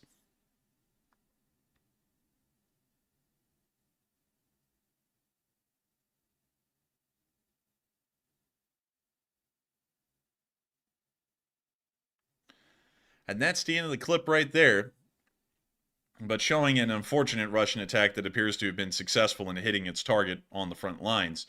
Moving on out of that, there was nothing that happened on video evidence in the entirety of the Southern Front today. It appears that the area was largely inactive and nothing really unfolded. But the story was different down in the left bank of the Kherson River, because in Krynky, things were really going off. In our first clip, well, actually, I'll take y'all to our first real clip. We saw that the Russians have once again pulled up another TOS-1 thermobaric. They've lost about 2 or 3 of them right now in the Battle of Krynky, and they only have around 48 of these things in the entire Russian army. They've now pulled forward the 4th TOS, and they're once again tossing Krynky. And it's showing that they find this to be a serious problem, that the Ukrainians are here. TOSs are rare, very, very rare. There's only 48 of them in the entire Russian army.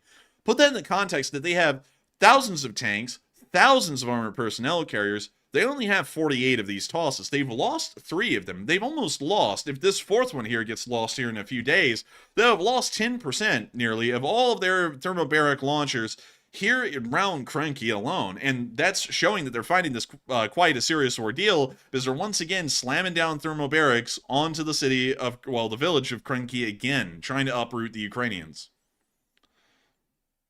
Thermobarics are also very brutal as a munition. I highly suggest, I won't be able to really go into it a lot about what a toss thermobaric missile does, but make sure to Google it because it pretty much liquefies, in short, it liquefies your internal organs if you're anywhere near the blast radius. Well, not even near the blast radius. If you're outside the blast radius, it can still liquefy your internal organs. It's a very brutal weapon.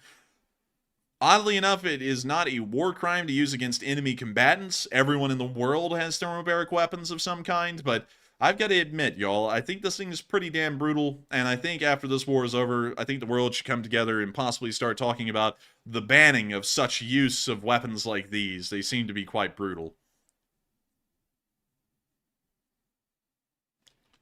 And, let's see. If y'all can tell me who the bot is, because I see people throwing in bot alerts, if you can give me the name of... hang on. Someone got me a name. Thank you so much, Heather. I'm going to be looking around for that name. So everyone give me just a quick second. Let's see. Let's see. Here we go. Thank you, everyone. For letting that bot be known, so that way I can make sure to go smack him down royally. But we're now going to be moving on into our next little clip near Krynky, where we got to see that a Russian supply truck, a KAMAZ 5350, was destroyed today near Krynky. The Russians will not be getting supplies today. The Russians will be going hungry. And Bill Snick said yes, because the Russians would never ignore an international ban. Well, you got a good point there, but at the same time, I think they kind of would, because for the most part, we haven't seen the Russians use chlorine gas against the Ukrainians right now in this war. I have a feeling that if everyone agreed in the world that thermobarics were not necessarily that cool to use to try and wipe out people, I have a feeling that a lot of countries would probably follow through on that fairly well. But, then again, you got a good point. That's the end of that clip, however, but showing us that the Russians, at least some of them, are not going to be getting Santa's supplies today. Moving on from that and into our next little clip, we got to see, well, a little bit of something that I've been talking about behind the scenes, but the British Ministry of Defense was able to thankfully come out today and back me up completely in the statements I've been making for months now. Y'all know that for a long time I've been talking about how difficult it is to supply a large Ukrainian force inside of Krynky because of all of the challenges that are posed by this giant marsh directly north of Krynky and also crossing the Dnipro River in large numbers or getting a large amount of supplies across the river.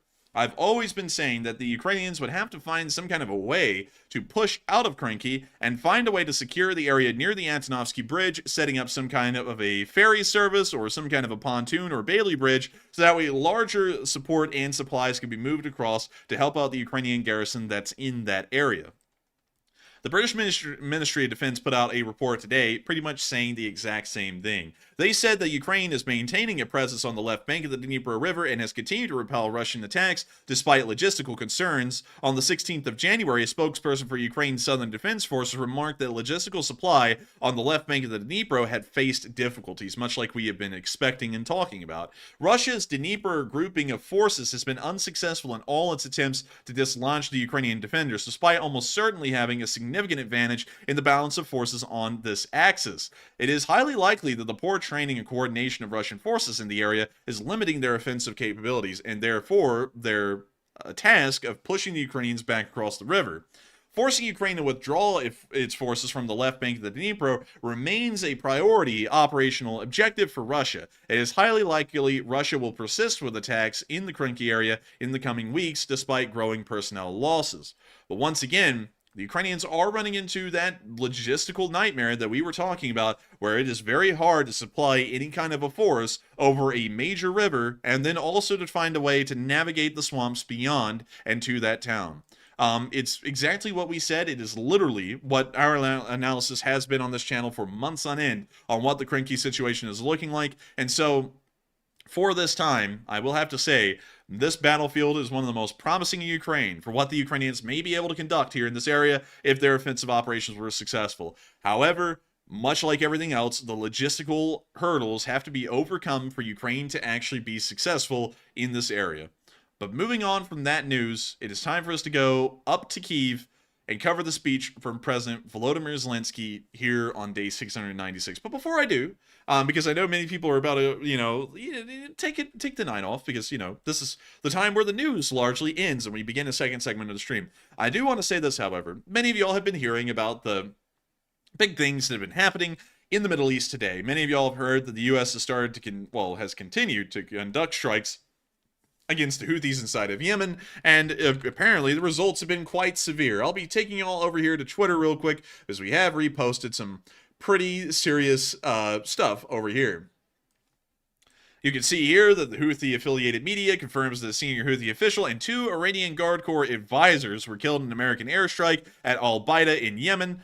We've also heard that U.S. CENTCOM is reporting that at the Al-Assad Air Base, there have been multiple soldiers that have received traumatic brain injuries from the attacks that have been conducted on the base. And we've also heard that the Houthis are declaring that major events are going to be unfolding. Sadly, I wasn't really able to make an entire news segment about this tonight, because I knew the Ukraine war segment was so big and so long, I wouldn't be able to cover the stuff on air. If y'all do want to hear about other kinds of news, though, happening in the world that is major and severe, you will want to go over to our Twitter and follow it. I put out stuff out here on Twitter daily. I repost things all the time showing us what's going on around the world, outside of Ukraine and also in Ukraine. And so if y'all really do want to see other things going on outside of Ukraine, make sure to go over here. Sometimes I will be able to throw this in on our main news and make an entire news segment for it, but tonight that wasn't the case. And so if y'all want to hear about what's been going on over here, make sure to follow our Twitter, link in the description below.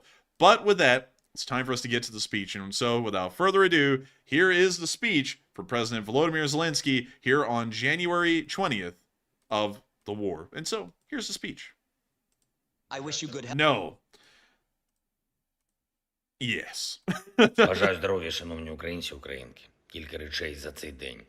Вже проводжу наради щодо наступного тижня наших міжнародних заходів, які ми плануємо.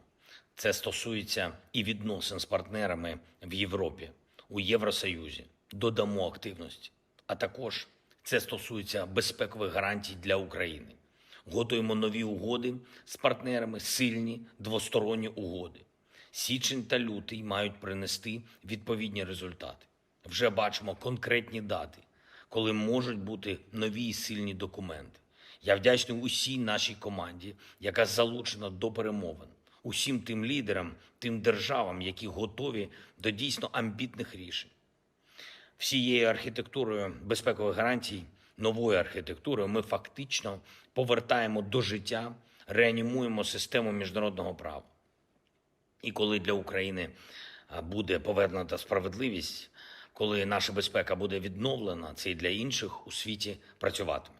Готуємо подальшу роботу з ключовими нашими партнерами щодо конкретної оборонної підтримки вже зараз, цими тижнями і місяцями. Будуть нові оборонні пакети. Я вдячний усім друзям України у світі, хто розуміє, що поле бою не може просто зачекати і що порятунок життів не може бути відкладеним. І усім, хто намагається пришвидшити рішення, які потрібні саме зараз. Лише протягом однієї минулої доби на фронті відбулось більше сотні бойових зіткнень, інтенсивних боїв. Найбільш жорстко в Авдіївці, Мар'їнський напрямок, Красногорівка, Лиманський напрямок, Сіверський напрямок, Куп'янський напрямок, наш Херсонський напрямок в Кринках. Наша стійкість зараз, знищення ворога зараз критично важливі.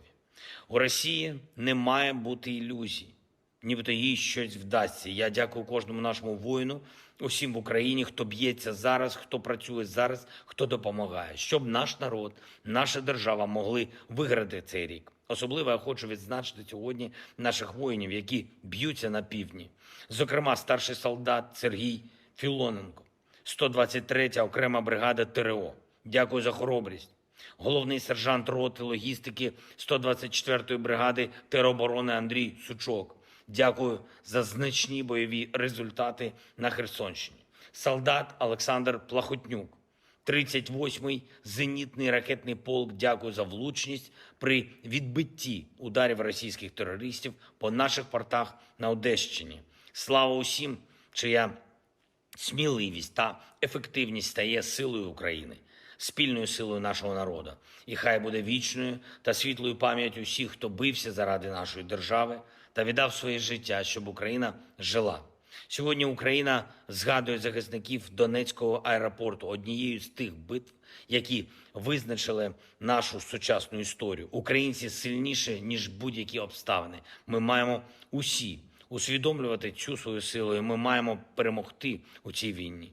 Заради свого народу, заради своєї держави, заради того, щоб російське зло назавжди запам'ятало, що ніколи і нічого воно більше не здобуде. Слава Україні! And Herom Slava. And with that, that is the end of the speech from President Volodymyr Zelenskyy, and that wraps up the day 696 news. It moves us on into our second segment of the stream, where I get to talk to all of y'all. Of course, and I have to make sure to go over this tonight, everyone, because there are a lot of new viewers here. It has been a crazy night tonight. And also, I got to tell y'all this. There are a lot of bots in the chat. Like, I'm noticing them here all over. But we're getting them. We're getting them. One by one, we're getting them out of here. But beyond that, for any new viewers who are still here at the moment and are wondering what's about to happen, I'm about to go through the next segment of the stream where I get to talk to the viewers. First, I have to recognize all of the super chatters. This channel, in case y'all are wondering, why in the world do I put so much emphasis on always thanking super chatters? It is because the super chatters are the only way the channel runs. We do not run ads and we do not have sponsors on this show.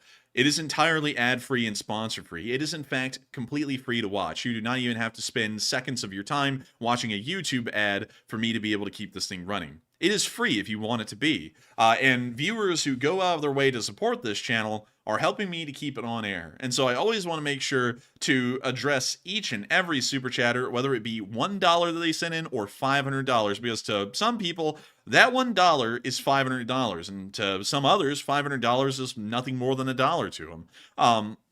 There are a lot of people who support this channel and help it to keep running, and I want to make sure to thank each and every one of them individually for making the channel possible. Otherwise, I wouldn't be able to be on air, because while it's completely free to watch if you want it to be, it does require viewer support to keep going. Because, like everyone else, I have to live, and I have to be able to make sure to pay bills and everything else in the background to make this channel possible. Then after that, we move on into live chat questions, which is where, and I'm sure many of y'all see the live chat moving right now, and it's moving at a pretty good pace. I get to answer questions straight out of the live chat. I'll make sure to try and telegram that in advance when we're about to move into that segment, so stick around and wait for it if you have a question you'd like me to answer, and throw it in during that time, because that's when I'll be able to get around to answering the questions that y'all will be throwing in.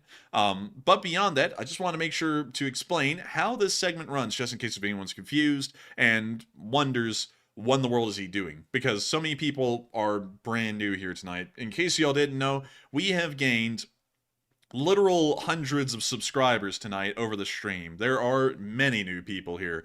45,000 people have watched the stream already while we're live on air right now. I know there's a lot of new people here, and I know that to many of y'all who have been here, this is like an old redundant speech. Y'all know how it works, and y'all know how it runs. But I want to make sure that all of our new viewers and new members of the Enforcer channel and the Lee Spring Army, which is our community, get to know how this channel works and how we keep it running and how we stay on air. But moving on from that and on into the super chats themselves, we have a pretty large amount of them, actually. I'm not even kidding. Let me make sure to refresh this page, though, so that way I can get as updated a list as possible, and then we'll be beginning from top to bottom, left to right. So, let's see here. So, moving on into our first one, and that one should be a $20 super chat from Nova Stardust. And hey, thank you so much for the third super chat in the history of the channel. And also, he said Detroit Steel wins wars. And it does.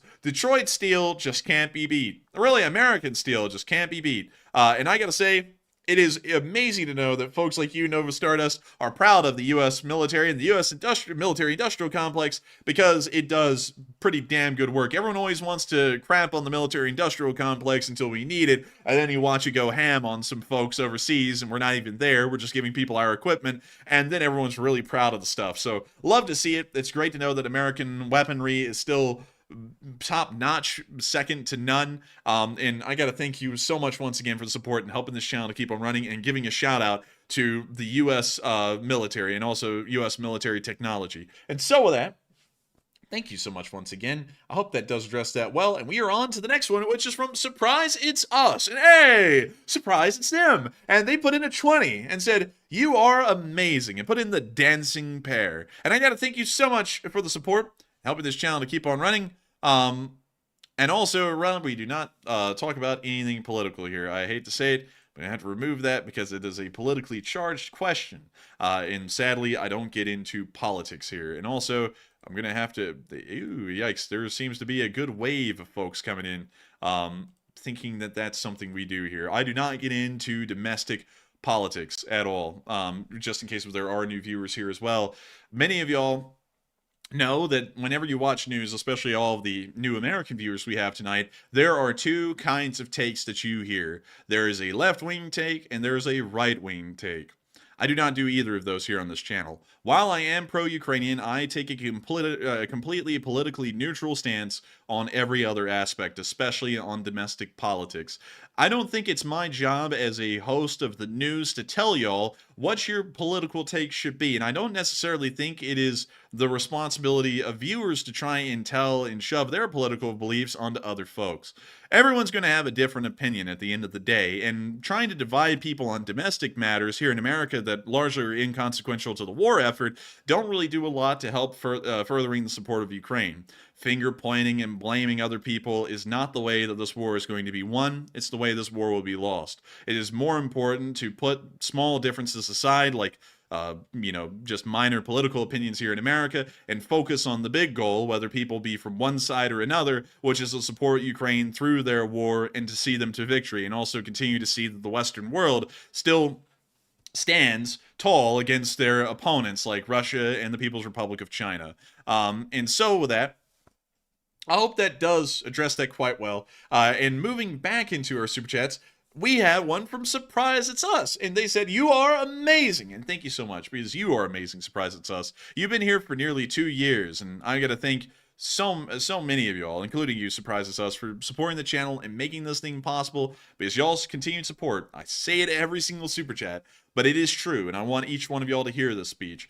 Each and every one of y'all make this channel possible. If it wasn't for the folks who threw in a $1 Super Chat, and if it wasn't for the folks who threw in several $100 Super Chats, this channel wouldn't be possible. Each and every one of y'all contribute in amazing ways, both through hitting the like button and also through Super Chats and subscribing on keeping this channel running. Every single one of y'all do. And I got to thank you so much, Surprise At Us, for still being here for 2 years and helping this channel to keep running. And you are truly amazing for that. And so with that, thank you so much once again. I hope that does address that well. And we are on to the next one, which is another $20 Super Chat from Jay Tevis, who said, and also, let me get that real quick. Sorry, I got distracted by that. But moving on from that into our next one, Jay Tevis sent in a 20. And he said, "Here's another 20 just to piss off the bots." And I got to thank you for that. And I thank you greatly for helping the channel to keep on running, because as some of y'all know, some of the bots aren't just bots, they're haters. From you-know-who. All of y'all know they will be around forever, probably, and never go away. But beyond that, they want to see this channel fall in one way or another. Any way that they can find a means to do it, they will try. And one of the things that they've tried to do is tell people, "Hey, don't support that channel. He makes a living off of it." And I'm like, yeah, I'd say that. It's not like you're exposing anything. I tell people, Super Chats are the way we keep the channel running. We pay bills.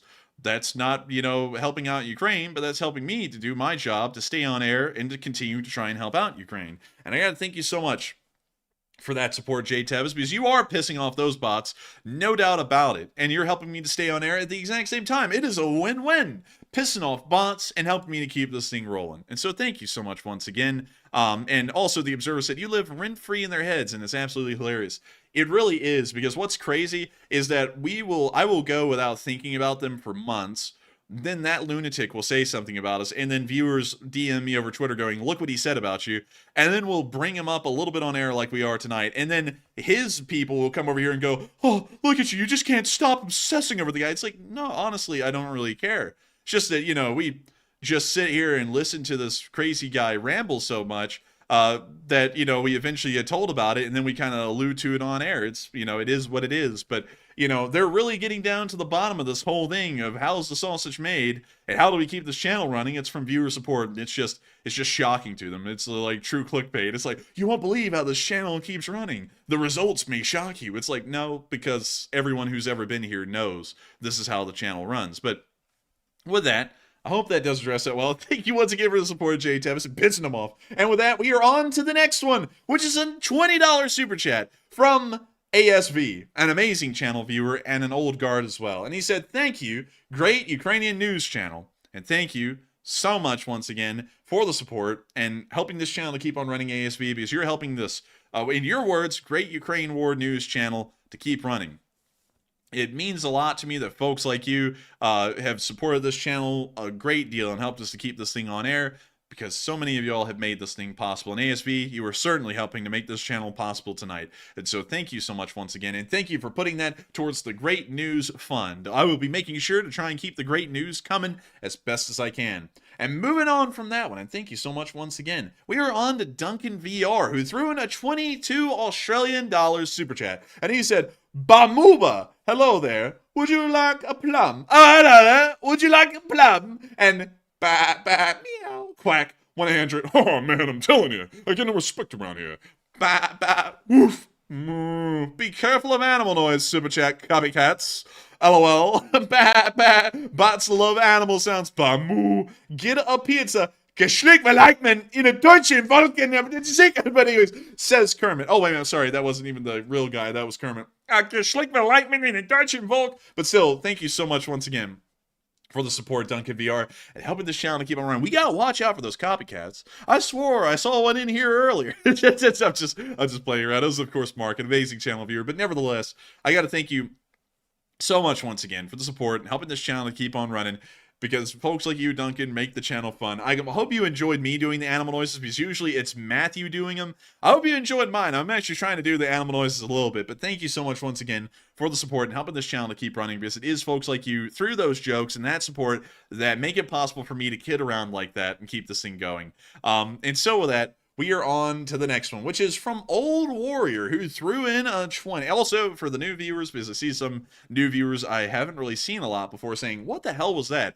So, as a bit of a running joke in this channel, a viewer called Duncan VR will throw in a super chat, and of course we read off almost always what's ever in a super chat. Not always, you know, sometimes we do have to censor them, but with things like that, we do read them. And Duncan VR's thing is to throw in animal noises, and so it's a part of what we do. We read off the animal noises. I actually make them animal noises, and that's just like a running joke of the channel. So if you're wondering, what the hell is that? That's what it is. But moving on from that and into our next one, we got a 20 from Old Warrior, who is an old warrior on this channel, here for ages, along with Super Bonker 9000, who, by the way, has a Brickmania Lego set named after him. But beyond that, Old Warrior threw in a 20 and said, Rheinmetall claimed they built a tank repair shop in Ukraine. What happened to that?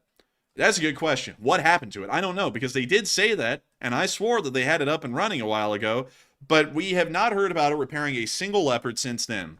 I don't know if that factory has just ceased to exist, or if they don't have experienced workers there, or if they decided that they're going to keep it closed until the war's open and then open it.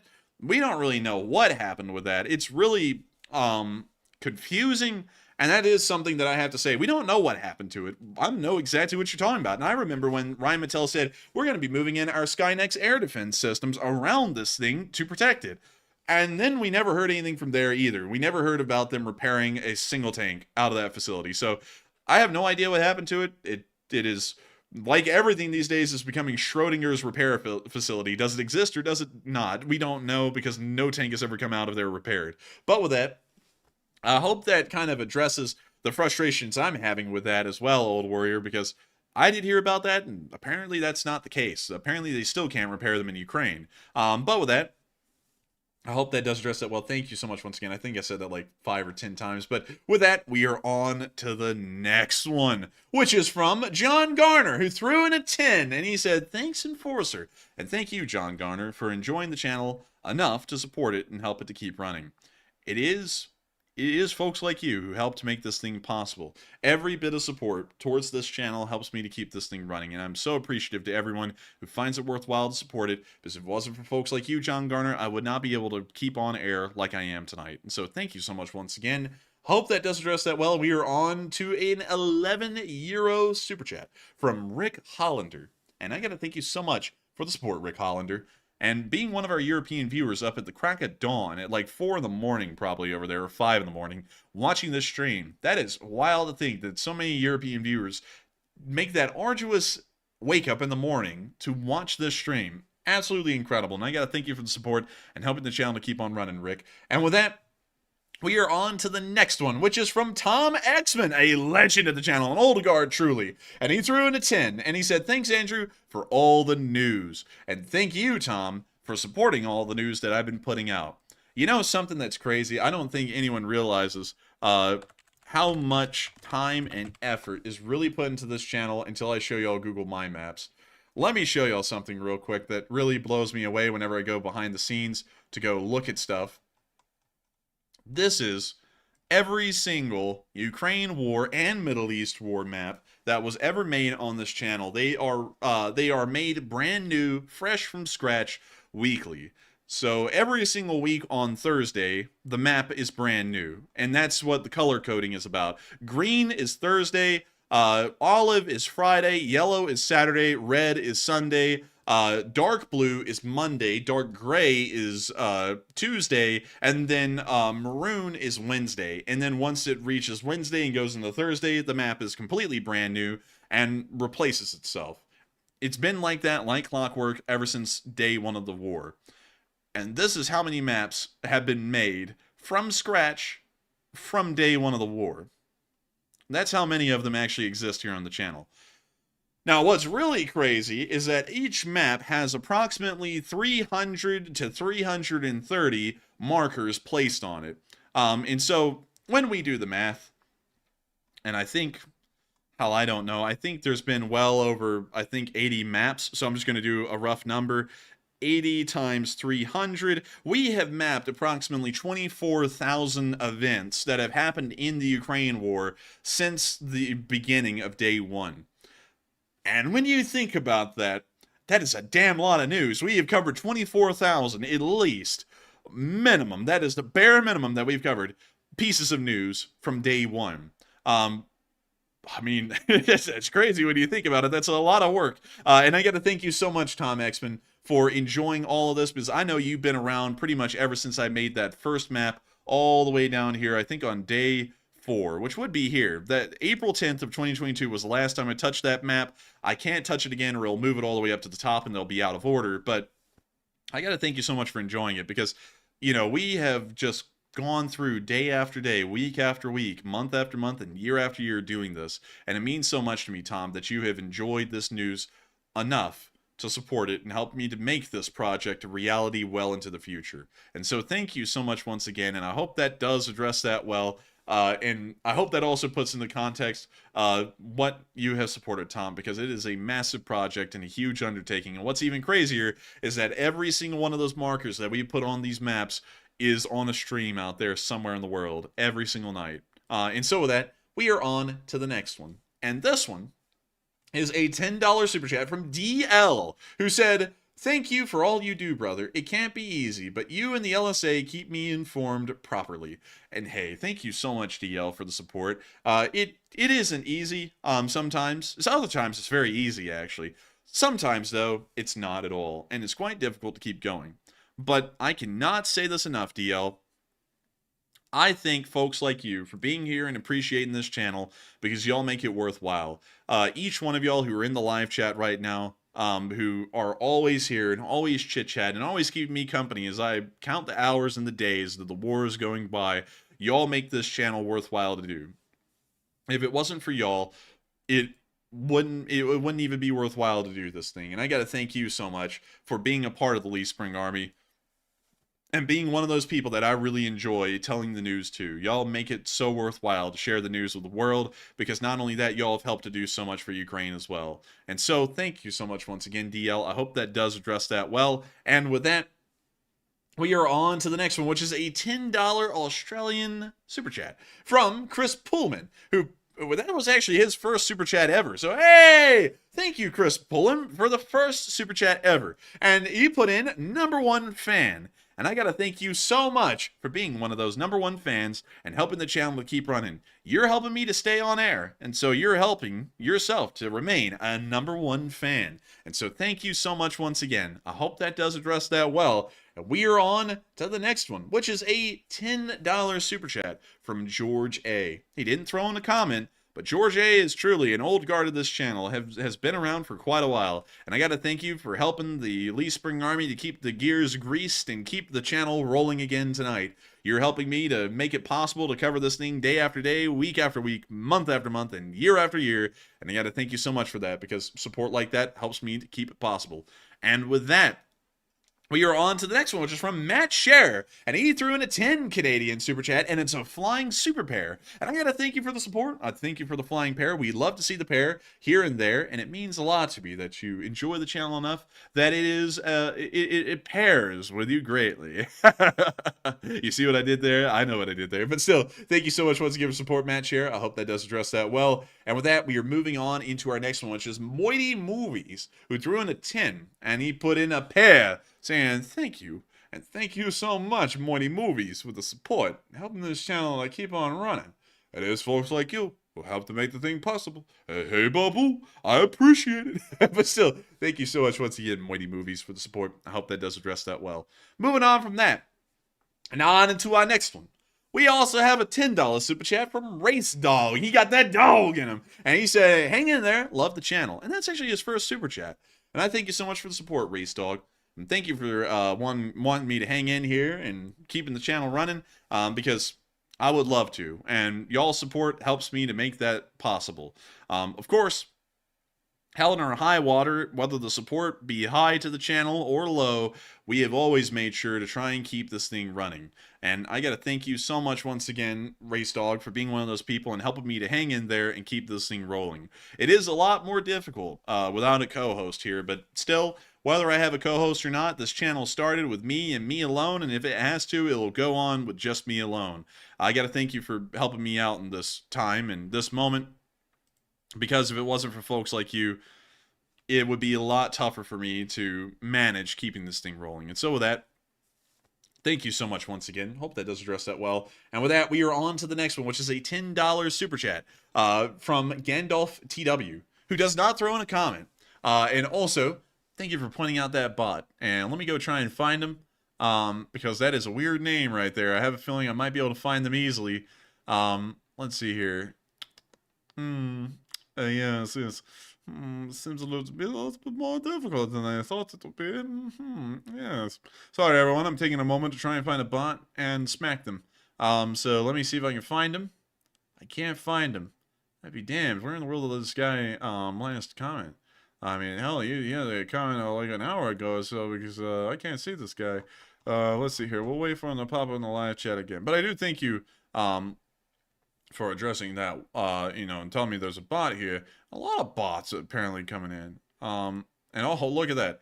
We got to get rid of him too. And thank you for pointing that out, Terry. But moving on from that, thank you for everyone for addressing that. Everyone's like, get him, get him. And also, I find it so funny that people will be like, oh, he shouldn't be able to make a living covering this war. And it's like, let's see here. Hang on. I found the guy. Here, I'll give the benefit of the doubt on that one, at least for a moment. But I find it so weird, because I don't know if these people realize it or not, but almost everyone on the platform, how should I put this? Almost everyone on the platform who talks about the Ukraine war is making a killing, comparing it to what I'm doing, based off the numbers and the stats that we've gotten. Everyone else is making a killing. Even smaller channels make more than we do. And that's because we have no ads and no sponsors. I would say that we were profiteering off of a war if we were running ads and had sponsors on our streams, where we were sitting there and we were shilling products to y'all while showing y'all people getting blasted. But crowdfunding isn't necessarily profiteering, because some nights back in the past, we were making below minimum wage for the amount of hours that we were putting in weekly onto the show. Other times, you know, we do incredibly well. It is entirely up to viewers if we are able to keep this thing running or not.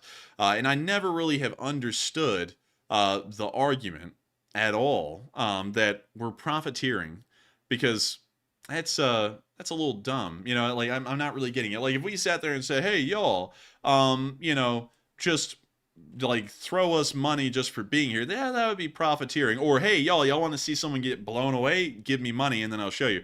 That's something else. But when I run an ad-free, sponsor-free show and I say, you know, if you do enjoy the channel, you can support it if you want, that is not profiteering. That is literally the complete opposite of profiteering.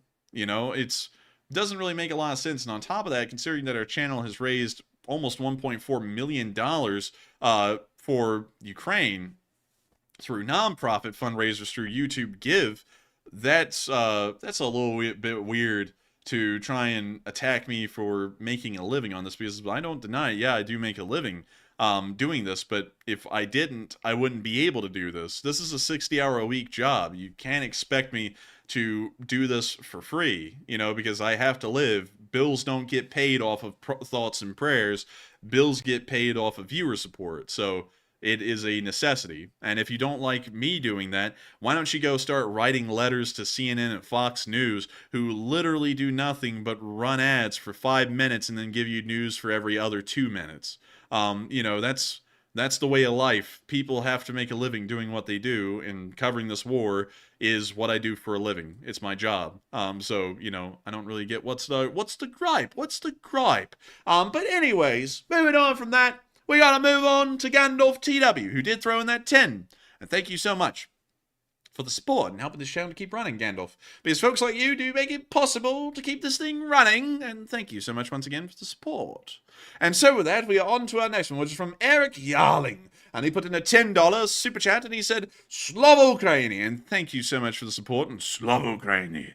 And thank you so much once again for the support and helping this channel to keep on running, because folks like you make this thing possible. And thank you once again for saying Slava Ukraini, because folks like you do make it possible. But with that, we are on to our next one, which is from George A., who threw in a 10. And he said, Slava the LSA. And he also put it in Ukrainian. I like that. Really cool. And also, thank you so much once again for the support, George A., and helping this channel to keep on running, because it is folks like you who make it possible. And so thank you so much for the support. I hope that does address that quite well. And with that, we are on to the next one. Also, thank you for your 5th super chat in the history of the channel. And we are on to the next one, which is a 200 Norwegian kroner super chat, which is equivalent to about $20 US. And Siri said something in Norwegian. I'm guessing it says "Vi står han av."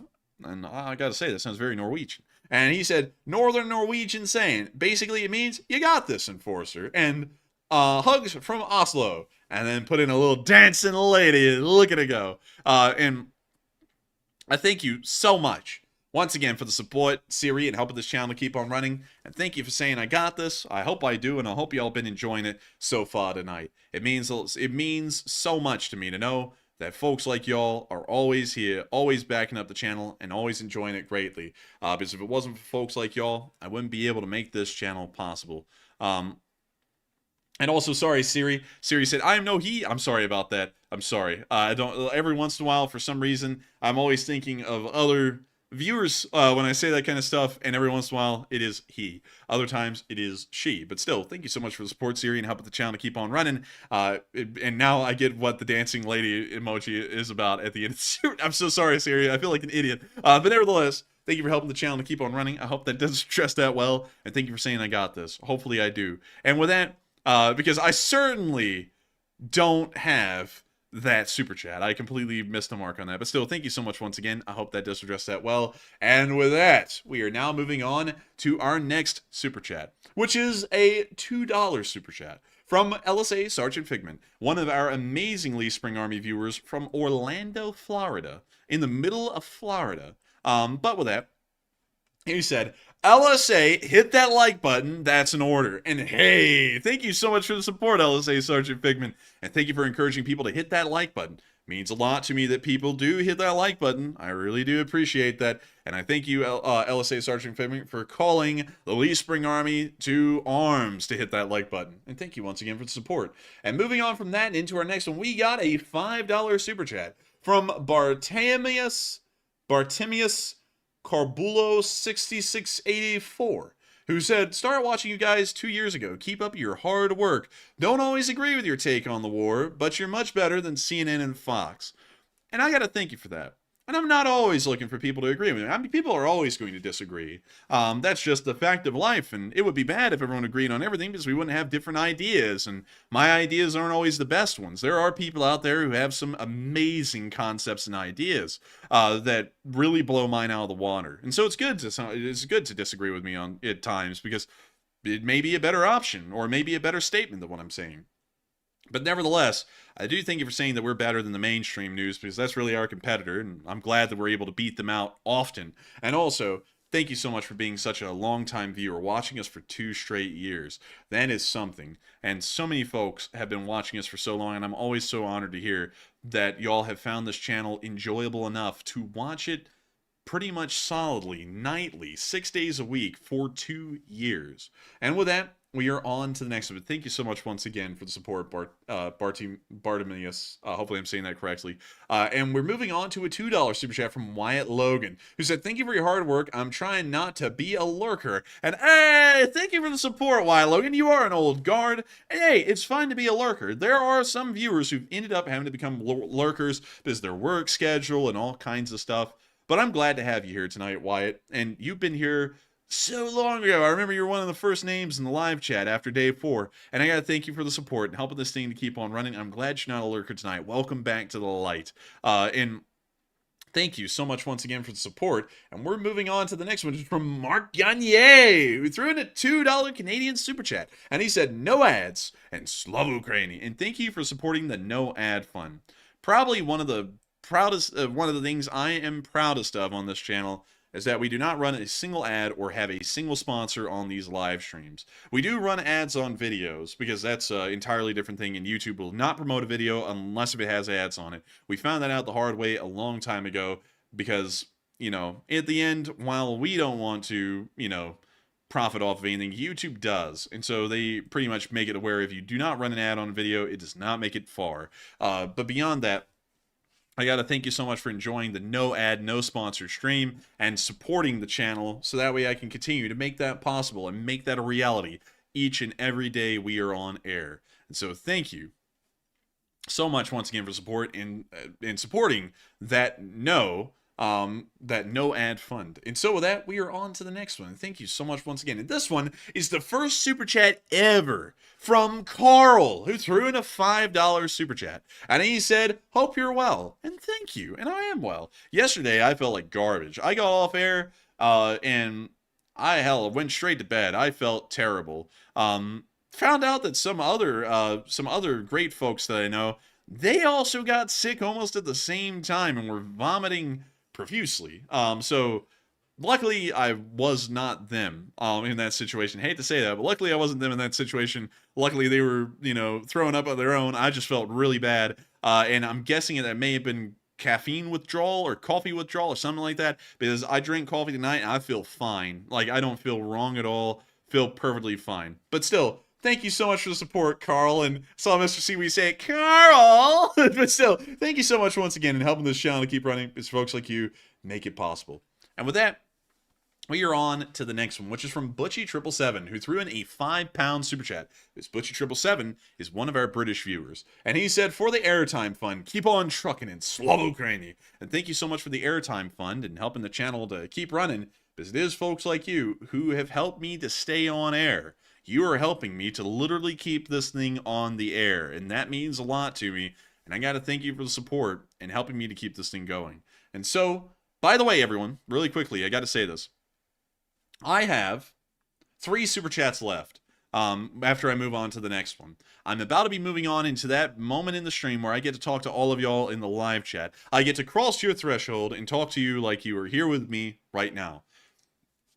If you have something you'd like me to address, A question about the war, a question about what's going on in the Middle East, a question about anything out there in the world, put it in with an @TheEnforcer in front of it. And I'll show you how to do that in the live chat. You'll see it if you're looking at the live chat right now.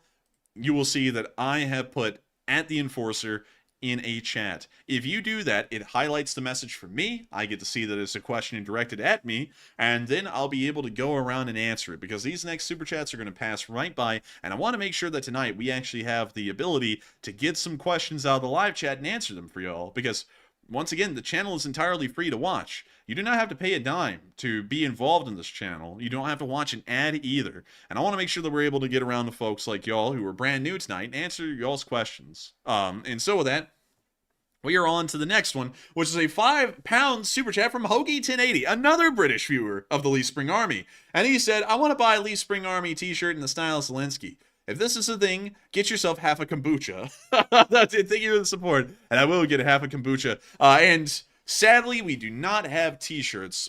We actually took down the merch store a while ago. And I'll tell y'all a little bit of the honest reason why. I was trying to get some hoodies for some friends of mine, because they're very great folks, and wanted to get them a little present. Since they got us hoodies, we wanted to get them hoodies. I ordered some of our hoodies, and they ended up showing up, and I was not really happy with the print quality on some of them. That was really the first time I'd ever gotten a bulk order of any of our merch, to see that something was a little amiss with a few of them. And after that, I was like, no. I was like, we're gonna have to find out a way different to run the merch store, or not run one at all, because I have pretty high standards, and it was not up to my standards. It apparently was up to many of y'all's standards, because whenever we would have a merch run, a lot of y'all got the merch. But at the same time, I have very high standards, and I don't like the idea of, you know, possibly sending out things that I would not approve of. But with that, I hope that does address that well, and thank you everyone for giving a bot alert. Apparently we've been alerted that there's a bot in our midst, and so let me go through and find them. Let's see here. I'm sure I'm getting close. I'm sure I'm getting very close. Oh, look at that. Boom! We got him. We got him. Thank you so much, everyone, for pointing that out, because I was able to get that bot thanks to the impressive efforts of the Lee Spring Army in the live chat. Y'all are doing an incredible job keeping an eye out and putting out the binoculars, looking for enemy periscopes popping up under the bottom of the live chat and starting to sail through and try and torpedo this amazing community. I thank y'all for that, because our anti-bot abilities were put into action, and we were able to dispatch the bots with great speed and efficiency. I thank every one of y'all for making that possible, because the Lee Spring Army will continue to live on and never die. The fire will continue to burn. And so with that, hope that does address that well. And we are on to the next super chat. And thank you once again, Hoagie1080. And I hope I was able to address that well. And we're moving on into our next super chat, which is from Fine Belly, who threw in a $1 super chat with no comment. And I got to thank you for the support, because every bit of support helps us to keep this thing running. Some people are going to go, that is just $1. That is not just $1 to me. I've worked at actual jobs, and funnily enough, I got to tell y'all this. This is actually something crazy when I think about it. For the first time in 2 years, I actually went out today and ate with my family. I ate dinner with them at a restaurant. I have been so busy for 2 years, I have never even been able to do that once. This was the first time I ever got to do that in 2 whole years. I went to this restaurant. I'm not going to say the name of it. About almost 2.5 years ago, before I started a YouTube channel, I tried to go get a job at this restaurant, and I was told by a manager that I wasn't suitable material for their team when I tried to get a job there. And this day, I went back, and the story is completely different. The story is completely different. That manager was still working there, funnily enough, but now I'm running a YouTube channel and have done something that I fit into perfectly. And back then, the jobs I was looking at getting were paying around $8 to $12 an hour. And I know how much a single dollar can be worth, because when you're working an entire hour to make $8.40, every single dollar is a big deal. And I thank you so much, Fine Belly, for that support, because while folks throw in hundreds of dollars in super chats, $20, $50, $75, that $1 is a lot. And I got to thank you for the massive support, because without support like that, this channel would not be possible. I got to thank you for that, because I know how much $1 is worth, and that means a great deal to me that you find the channel worthwhile to support. And so with that, I hope that does address that well. And also, some of y'all are saying, well, what restaurant is that? I would say it's a little bit of a higher end chain restaurant. That's the best way to explain it. You know, it's not like super high end. I'm not talking about, you know, like they're serving like a Wagyu steak in there or anything. It's not that kind of a, you know, restaurant, but it still is higher end than, like, say, like, you know, like a fast food restaurant or an Olive Garden or something. It's higher end than that. But that is something that I found so funny today, because I sat in there and I saw that manager, and then it all came back to me, and I was like, hey, y'all, you know, 2.5 years ago, remember I was going around looking for jobs, and I remember I went here and I did the interview, and I got called back 2 days later by that manager, and he said, you're not a fit for the team. Sorry, you're not getting a job. And I said, oh, okay. And that was that. And I remember I was really burnt by that. I was like, what the hell does he mean I'm not a member? I can't be a good fit for the team. I was like, you know, I talked like this back then. You know, well, my tone was a little bit different, but I still talked like this, you know, and I was like, how in the world would I not be a member of the team for being like a server or something? You know, that's something that I was like, what the hell do you mean by that? But anyways, moving on from that, and on into our last super chat, and hopefully my audio is still on. This one is a $5 super chat from Zero J Quan. He said, keep up the good work, Enforcer. Been following you for 2 years. Your take is more neutral than mainstream news. Straight facts. And I got to thank you so much for the support and helping the channel to keep running. And thank you so much for being here with me for 2 years and helping me to keep this thing running. And thank you so much for saying I'm better than mainstream news, because I try to be. And I hope that every single night I can eke out a little bit better than they can. And so, hope that does address that well. And also, someone said, you sound sour. Yeah, I mean, I am sour because, you know, it's not that hard. Well, it is a little bit of a hard job to be a server, but it's also not that hard at the same time. You know, because I did end up actually getting a job being a server after that. I was a server, or as I call it, a waiter, because server sounds a little silly. It's a waiter. But I ended up being a waiter at a really nice restaurant here in the city for about, I think, a few months before the plague came through a second time, and then I had to end up quitting because, you know, of reasons. But beyond that, I did end up getting a job there, and I remember it wasn't really that hard. In fact, it ended up being that I turned out making friends with the people who ended up eating there sometimes, because I'd come up and, you know, I'd be me. You know, the way I act on air, I would act like that around folks who were, you know, eating. And apparently it was really enjoyable for some people, because they're like, hey, you're really cool. What's your name? You know, can we get your phone number and all that kind of stuff. So, you know, I was like, what the hell do you mean I'm not a member of the team? I'm not a good fit. It's like, I'm a social person. This is what I do. But beyond that, I just found it funny. But I will admit, I'm kind of sour about that, because I was like, what do you mean I'm not a good member of the team? He said something like, sorry, you know, like, I don't think, you know, we have a position for you at the moment. I mean, that's one thing, you know, it's like, yeah, that's fine. But to say I'm not a good fit for the team, it's like, what? I'm not up to your standards of, like, just walking around and taking people's orders? I mean, that's not hard, you know? Like, I went and did it somewhere else. It's not that hard. And that place was kicking. I mean, that place was always packed. But anyways, hope that does address that well. And beyond my ramblings about getting jobs back then, and, you know, people talking about that, because, you know, it's just an interesting thing to talk about. We do have our live chats to address, and we have a pretty good amount of them. And also, let's see here. See some people pointing out some bots. I'll try and go through and look for them. Hopefully I was able to get most of them. But with that, it looks like Tom Exman threw in the first live chat of the night. He said, here's a good question. Besides the 3 TOS that just got hit in last week, how many others have been destroyed, the Enforcer? We're thinking right now it's about 12 to 13 of them destroyed so far over 2 years. It's not that high of a number, but it's still getting up past a third of the force being destroyed. So they're getting there. They're doing pretty good. And Siri said, glad you're feeling better, the Enforcer. Love, appreciate that we can actually connect with each other regardless of political affiliation. And I agree. The modern world is so heavily polarized on things, I've got to be honest with y'all, don't really matter that much. Whenever you get down to the fine line of things that make mainstream political issues, the mainstream issues affect, for the most part, there are a few exceptions, but they affect so little people. It hardly affects the people that are really into these things.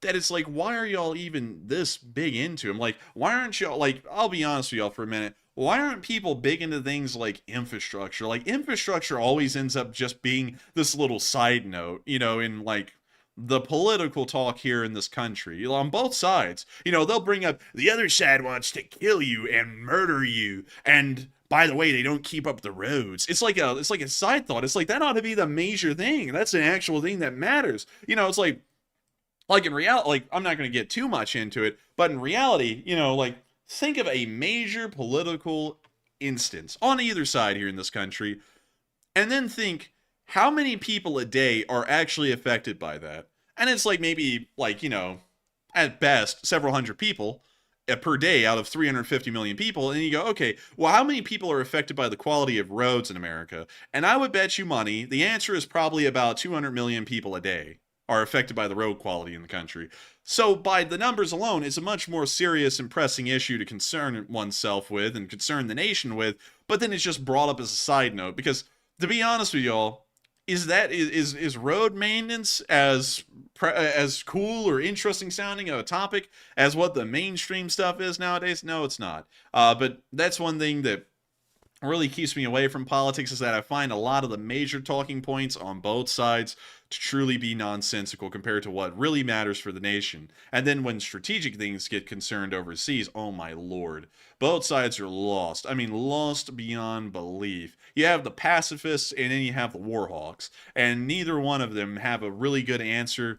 It's best to avoid war, but if a war has to happen, it has to happen. Better to not avoid it, better to get right into it if you need to. But, it's either 100% one way or 100% the other, and I don't like that either, because it just doesn't make a lot of sense, and it really binds the country's hands to doing something that may not be beneficial for it in either direction. But with that, hope that does address that well. And Rob McDonald said, do you think Europe alone can support Ukraine to victory if the U.S. withdraws support? I don't think so. I think I think both of them really count on each other providing large amounts of support to keep Ukraine going. I don't think the Europeans could do it alone, and I don't think America could do it alone. I think both groups have to support Ukraine as much as they were in the past for Ukraine to be assured a very solid victory. That would be my opinion. And so I hope that addresses that well, Rob. Very good question. And General Easygoing Gore said, Indian Navy saved U.S. crew. Your thoughts? I think that's incredible, and hopefully that can be used as a diplomatic incident, on a big picture side of things, to help further U.S.-Indian relations, because that's going to be very big going into the future. But with that, I hope that does address that well. And the Net Dragon said, do you think USA strike Iran missile and drone storage and production and is responding only to Iran proxies unfruitful compared to attacking the head of the snake? I think it would be a lot more successful to attack the head of the snake, but once again, kind of like I was just talking about, we're trying to avoid a war if at all possible. But there is a point where we start to try and avoid one to the point it's asinine, and I think we're getting a little bit close to that right now. So that would be my answer. I think we're getting to the verge where we might have to attack the head of the snake, but for now, I think we might want to hold back a little bit and just attack the proxies and try and defend against them, at least for the short term. And Epic Trains Canada said, do you think there would be any serious consequences to the West seizing Russia's assets held in the West to pay for the Ukraine war? It was on DW today, and I'm curious about what you think. I don't really think there is a serious repercussion of that. They are assets after all, and the Russians are not going to go to war with the West to try and secure assets. We could liquidate them and then use that money to support Ukraine. I think that's what we could do. Mountain of Entities then asked, how do you see this war ending? I see it ending probably with Ukraine getting most, if not all, of its territory back. It will take a while. It's going to be a much longer war than we thought, but I think that is still entirely possible for Ukraine.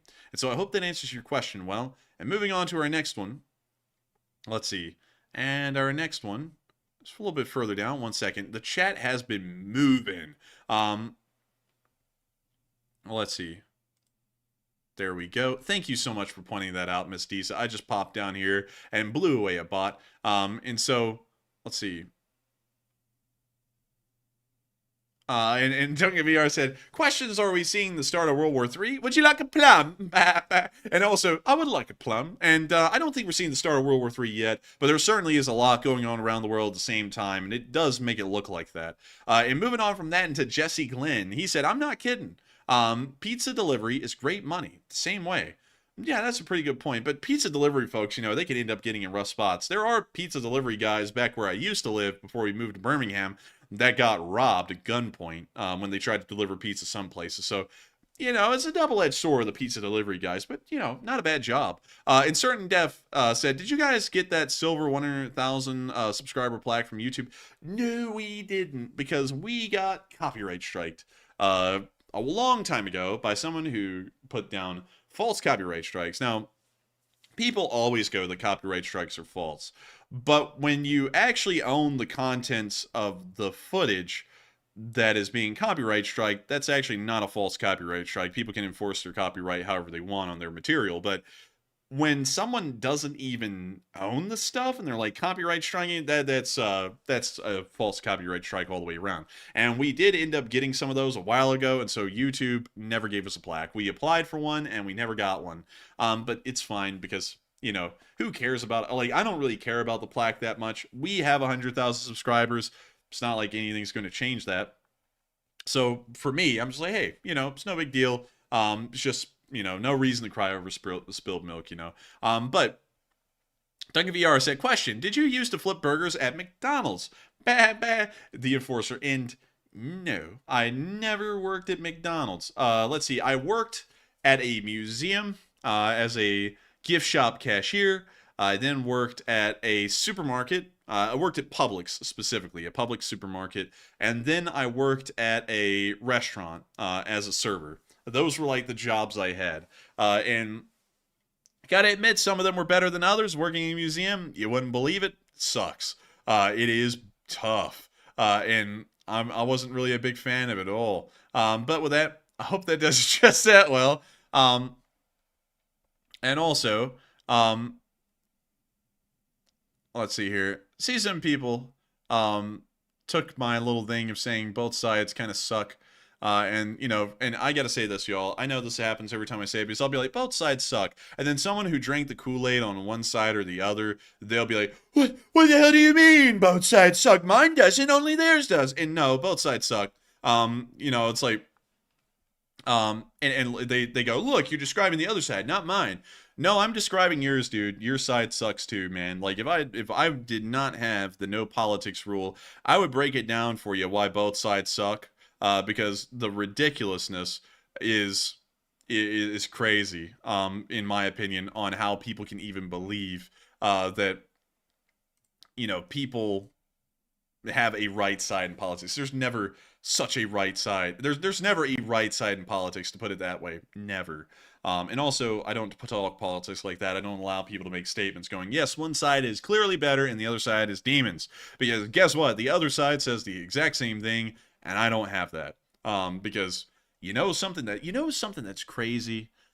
When you stop demonizing the other half of everyone else in the country, you find out that everyone agrees on almost everything, except for very small things that have been blown up out of proportion nowadays that really affect nobody. Like, out of the entire population, the things that are talked about affect literally nobody.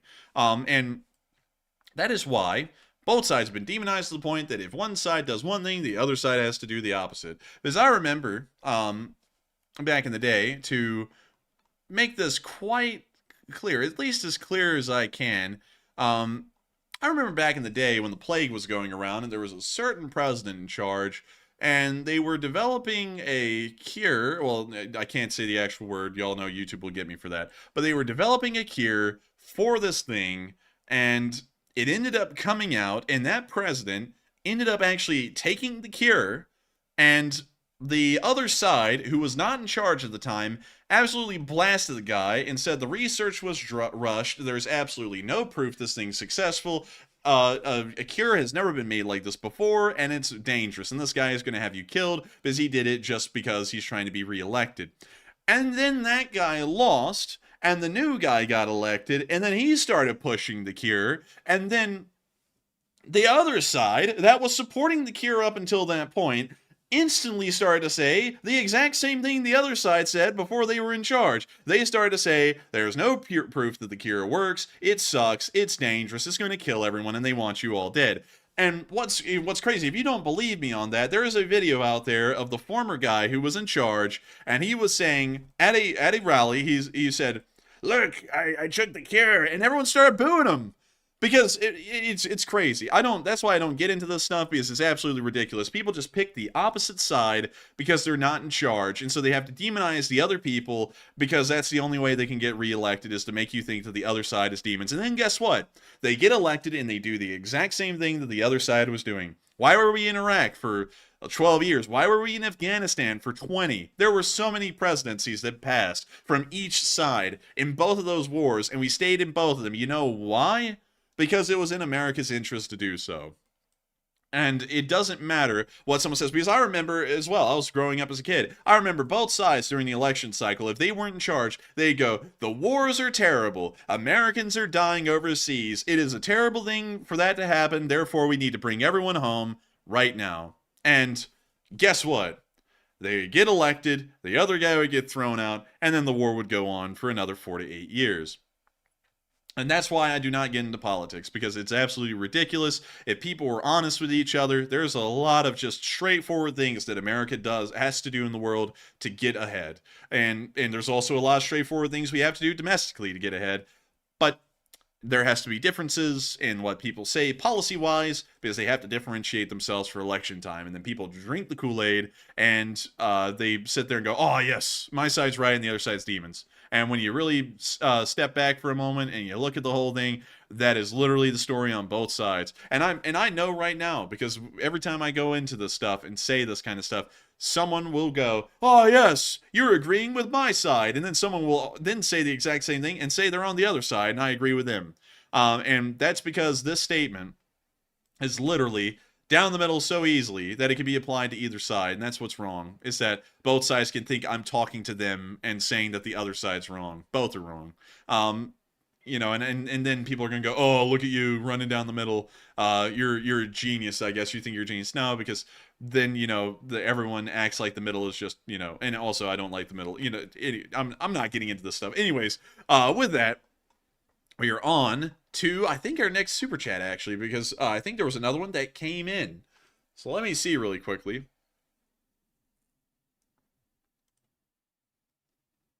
Let's see here. Oh, yeah, we did have another super chat. This one is from LSA Sergeant Figman, who threw in a 10, and he said, Enforcer, don't let anyone tell you otherwise. I know a soldier when I see one, and you are a true soldier in and out of the classroom. I'd know, being a history teacher and a former paratrooper. And thank you so much for the support and helping this channel to keep on running, LSA Sergeant Figment, and thank you for the kind words. I never want to say I'm a soldier, though. Soldiers do things I don't know if I'd be able to do. Facing down enemy gunfire and artillery fire is something that is very harrowing to really think about, putting myself in those shoes. But I do thank you for those kind words, LSA Sergeant Figman, and knowing that you were a para in the IDF, that really adds a lot to the statement. I thank you so much for the kindness as well. And so with that, I hope that does address that fairly well. And with that, I hope that does address that well, and I think we're getting back into the live chats. And General Easygoing Gore asked, what if Pakistan and India might got a plan against Iran possible? Because I haven't heard anything about them fighting against each other that much. I would say India and Pakistan probably hate each other enough over what's going on in Kashmir that they probably never team up against Iran. But that's an interesting idea, though. Maybe it's possible in the future, but for now, I'm not really sure. Rob McDonald said, you're not wrong about both sides sucks. They both have strengths and weaknesses. And yeah, I would say that each side has like a strength and a weakness a little bit. But when it actually comes to the policy and the absolute drivel that comes out of both of them, I just can't stand them. I mean, like, you know, and people are about to take this that I'm talking about the other party and not theirs. No, I promise you I'm talking about yours. You just drank the Kool-Aid and you're blind and you can't see it. But there are so many representatives and senators that I believe just do not belong in their office. Like, why the hell do people vote them in? I mean, they didn't get there just because they got voted in. Why the hell are these people being voted in? You know, there's people taking bribes, people getting felt up, people filling people up.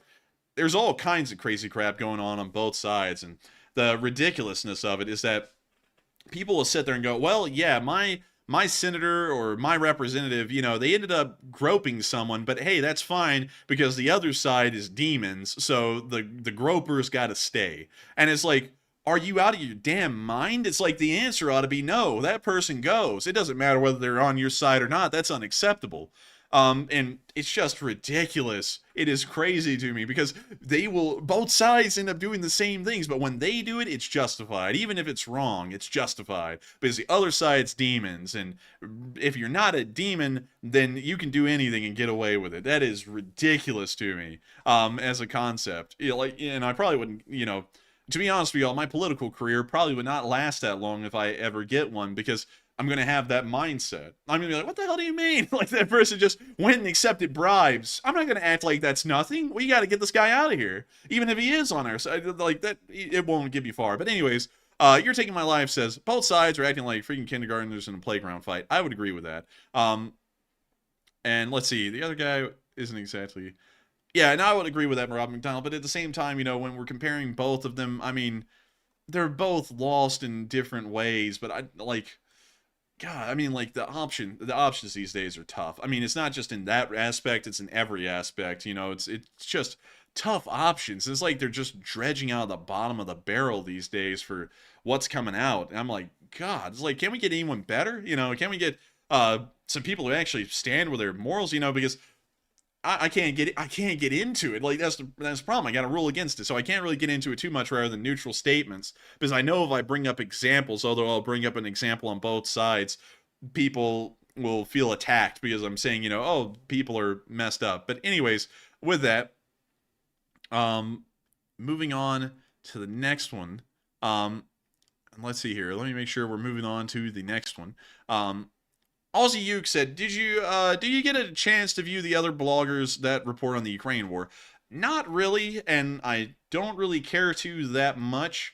Not trying to strike around, not trying to strike other Ukraine war bloggers, but as the war has gone on, I've realized that a lot of them don't really have a lot of knowledge to speak of. Like, they may have held a job position or something in the past. It seems to be on up there, but beyond that, they don't really have a lot of firm things to talk about, because I have seen people talk about the left bank of the Dnipro River and go, oh, the Ukrainians are just kicking ass. And I'm like, wait a minute, y'all aren't talking about the logistical concerns? Like, some people are so surface level with war analysis, they never even go into the supply side of things and talking about the sheer logistical challenge of supplying troops in Krynky.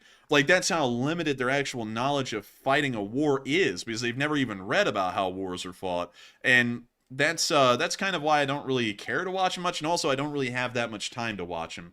I don't really have enough time to just get to basic tasks that need to be done throughout the day, much less listen to someone else say something absolutely, senseless, for the most part, in my opinion. And I know that there's people out there, bloggers, are going to go, oh, this guy laughs about the war and jokes about it and stuff, and it's like, yeah, I do, but at least I'm not getting stuff wrong, like, all the time, all the damn time. Like, I'll get something wrong here and there, but I'm not getting the entire analysis wrong. I'm not going, look, Ukraine is going to be able to support troops in Krynky because the U.S. is going to give them hovercraft, and the hovercrafts are going to fly across the river and give them stuff. It's like, where the hell are you getting this from? No one ever said they're getting hovercraft. It's like, are you out of your damn mind? It's like, it's a theory. It's not, it's a war theory. It's not something that you can just go and take and be like, yeah, they're going to get them, and we're just going to live in a fake reality. But that's how I look at it.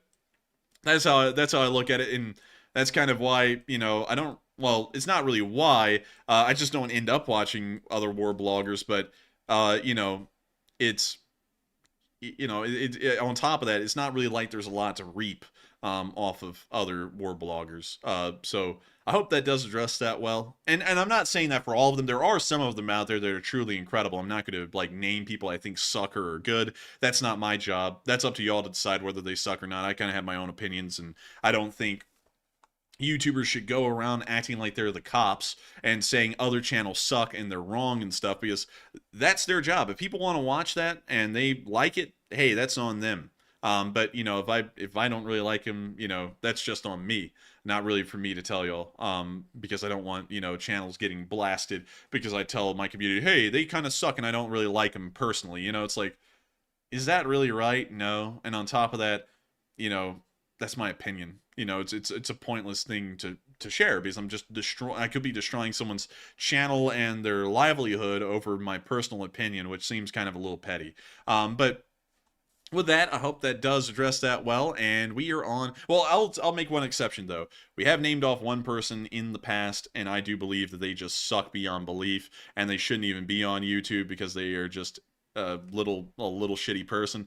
But beyond that one person, I don't think it's my place to really say that publicly about other channels. I just, you know, but I don't really reap a lot out of them. And Alabama Cage is like, Enforcer's getting out the folding chairs tonight. And, you know, it is what it is. It is what it is. But anyways, moving on from that, let's see. John Smith said, is there a way we can help Enforcer Matt with the cost of law school? I can't imagine the cost. I can assure y'all that we have come up with an arrangement in the background where law school will be supported. So it is A-okay. Everything is all good. And moving on from that, and let's see. And moving on, I think this is going to be our final one of the night, because I'm not really seeing a lot coming in. But Rob McDonald said, you're not wrong, and you're a better person for it. And I thank you for agreeing with that, because I cannot stand this when I see other YouTubers, and it's, of course, it's specifically the one, will make videos trying to bash other channels that cover the war and act like there's some kind of a like a righteous saint for ripping down others in the community because they don't like what they're saying. That is so stupid. It's not their place to do that. If their community doesn't like what they're doing, they won't have a community. They won't have a YouTube channel. It's not up to other YouTubers to say what's good and what's not good. If people enjoy watching their channel, what are you, like, what is the point? Are you just trying to tear them down, possibly ruin their livelihoods over your personal opinion? I mean, how narcissistic can a YouTuber be to try and tear down other YouTube channels because of their own personal opinions? You know, like, what an asshole do you have to be to sit there and go, yeah, you know what, my personal opinion is so important, I want to spread this absolute hate against other people and ruin their channels, possibly, and their livelihoods just off of my own personal opinion. I mean, that is a real douche move to do right there. And sadly enough, some YouTubers in the pro-Ukraine world subscribe to that ideology. It's been brought over from other areas because they used to be the Kool-Aid drinkers from both sides, and then they decided to hop into the bandwagon of covering the war because it was the next big thing. But yeah, that's something that just annoys the hell out of me, because it's like, yes, I will tell you all this. There are a decent amount of Ukraine war YouTubers and bloggers that I personally do not like. It's not that their content's bad, I just don't like them for who they are. But that's not my place to tell y'all that, and then to have y'all's opinion of them affected because of that. If y'all like them, good on you. You like them, and you like them for your reasons. But I'm not going to tell you, hey, I hate that guy, go unsubscribe from him because I just don't like him. Like, that's not my place. It's not my place to say, you know, if someone's pro-Ukrainian or not, unless if they're clearly not pro-Ukrainian, like let's see, what was his name?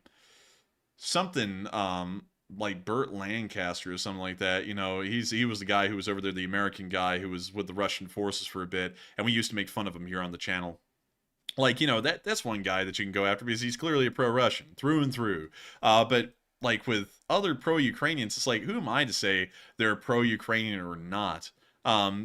Because hell, you know, I'm just looking at things on their service level. I hardly know anything about their channel at all. Why in the world would I sit there and slander y'all's opinion of them on something I hardly know about? That's something I think about a lot. And that's why, while I don't like some YouTubers, I'm not going to let y'all know. It's not that, you know, I'm like trying to keep a secret from y'all or anything, but if y'all like them, good. You know, it doesn't matter whether I like them or not. Y'all are here to get Ukraine war news. Y'all aren't here to be a part of my personal dislike of other folks for certain reasons. But with that, hope that does address that well. And it is the end of tonight's stream. And I thank everyone so much once again for watching. Patrick Lancaster. It's Patrick Thank you, everyone. It is Patrick Lancaster. That's the guy I was talking about. But beyond that, it is the end of tonight's stream. I've got to thank every single one of y'all for being here with me tonight. And thank you so much, Keymaster, for throwing in that $20 super chat. That does help out the channel a great deal.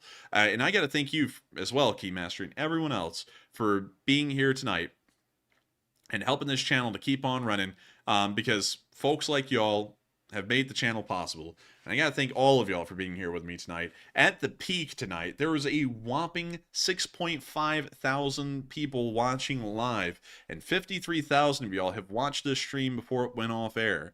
I've got to tell every single one of y'all that y'all aren't just numbers to me. Y'all aren't just 53,000 people. Y'all are people. I get to talk to y'all every single night. And I appreciate every single one of y'all for being here with me, and I thank y'all for continuing to be here with me in the future. I've got to thank the nearly 200, 300 folks who have subscribed tonight for joining this channel and this amazing community. I hope I get to know each and every one of y'all individually here in the live chat over the upcoming weeks and months, because I always love to get to know the people who are here watching this news that I'm covering. It means a great deal to me that so many of y'all were here tonight enjoying this news, and I thank you all once again for being here with me as I wrap up another night. We're only 4 days away from the 700th day of war, and we are not that far away at all. We are almost a month away from the 2nd year anniversary of the war in Ukraine.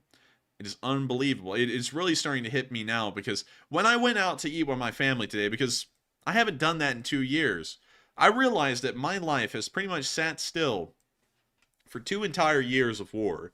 I have hardly been able to have time to do anything. I have not taken a vacation in 3 to 4 years. Hadn't gone out to eat in 2 years. Have had absolutely no time to do anything rather than work on this show. And it really hit me today when I went out there and I sat there and started talking about getting turned down from this job at this restaurant.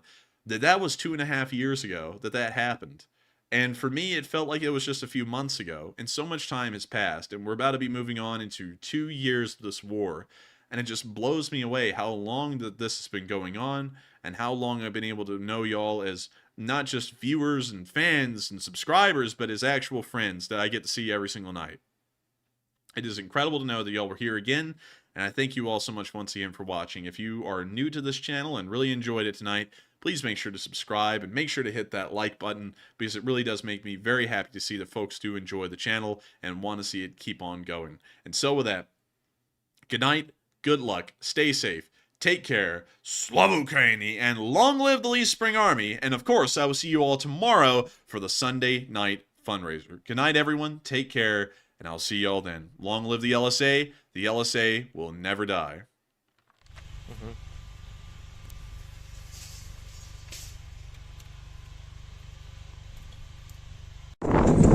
Yes. The Lee Spring Army sends its regards.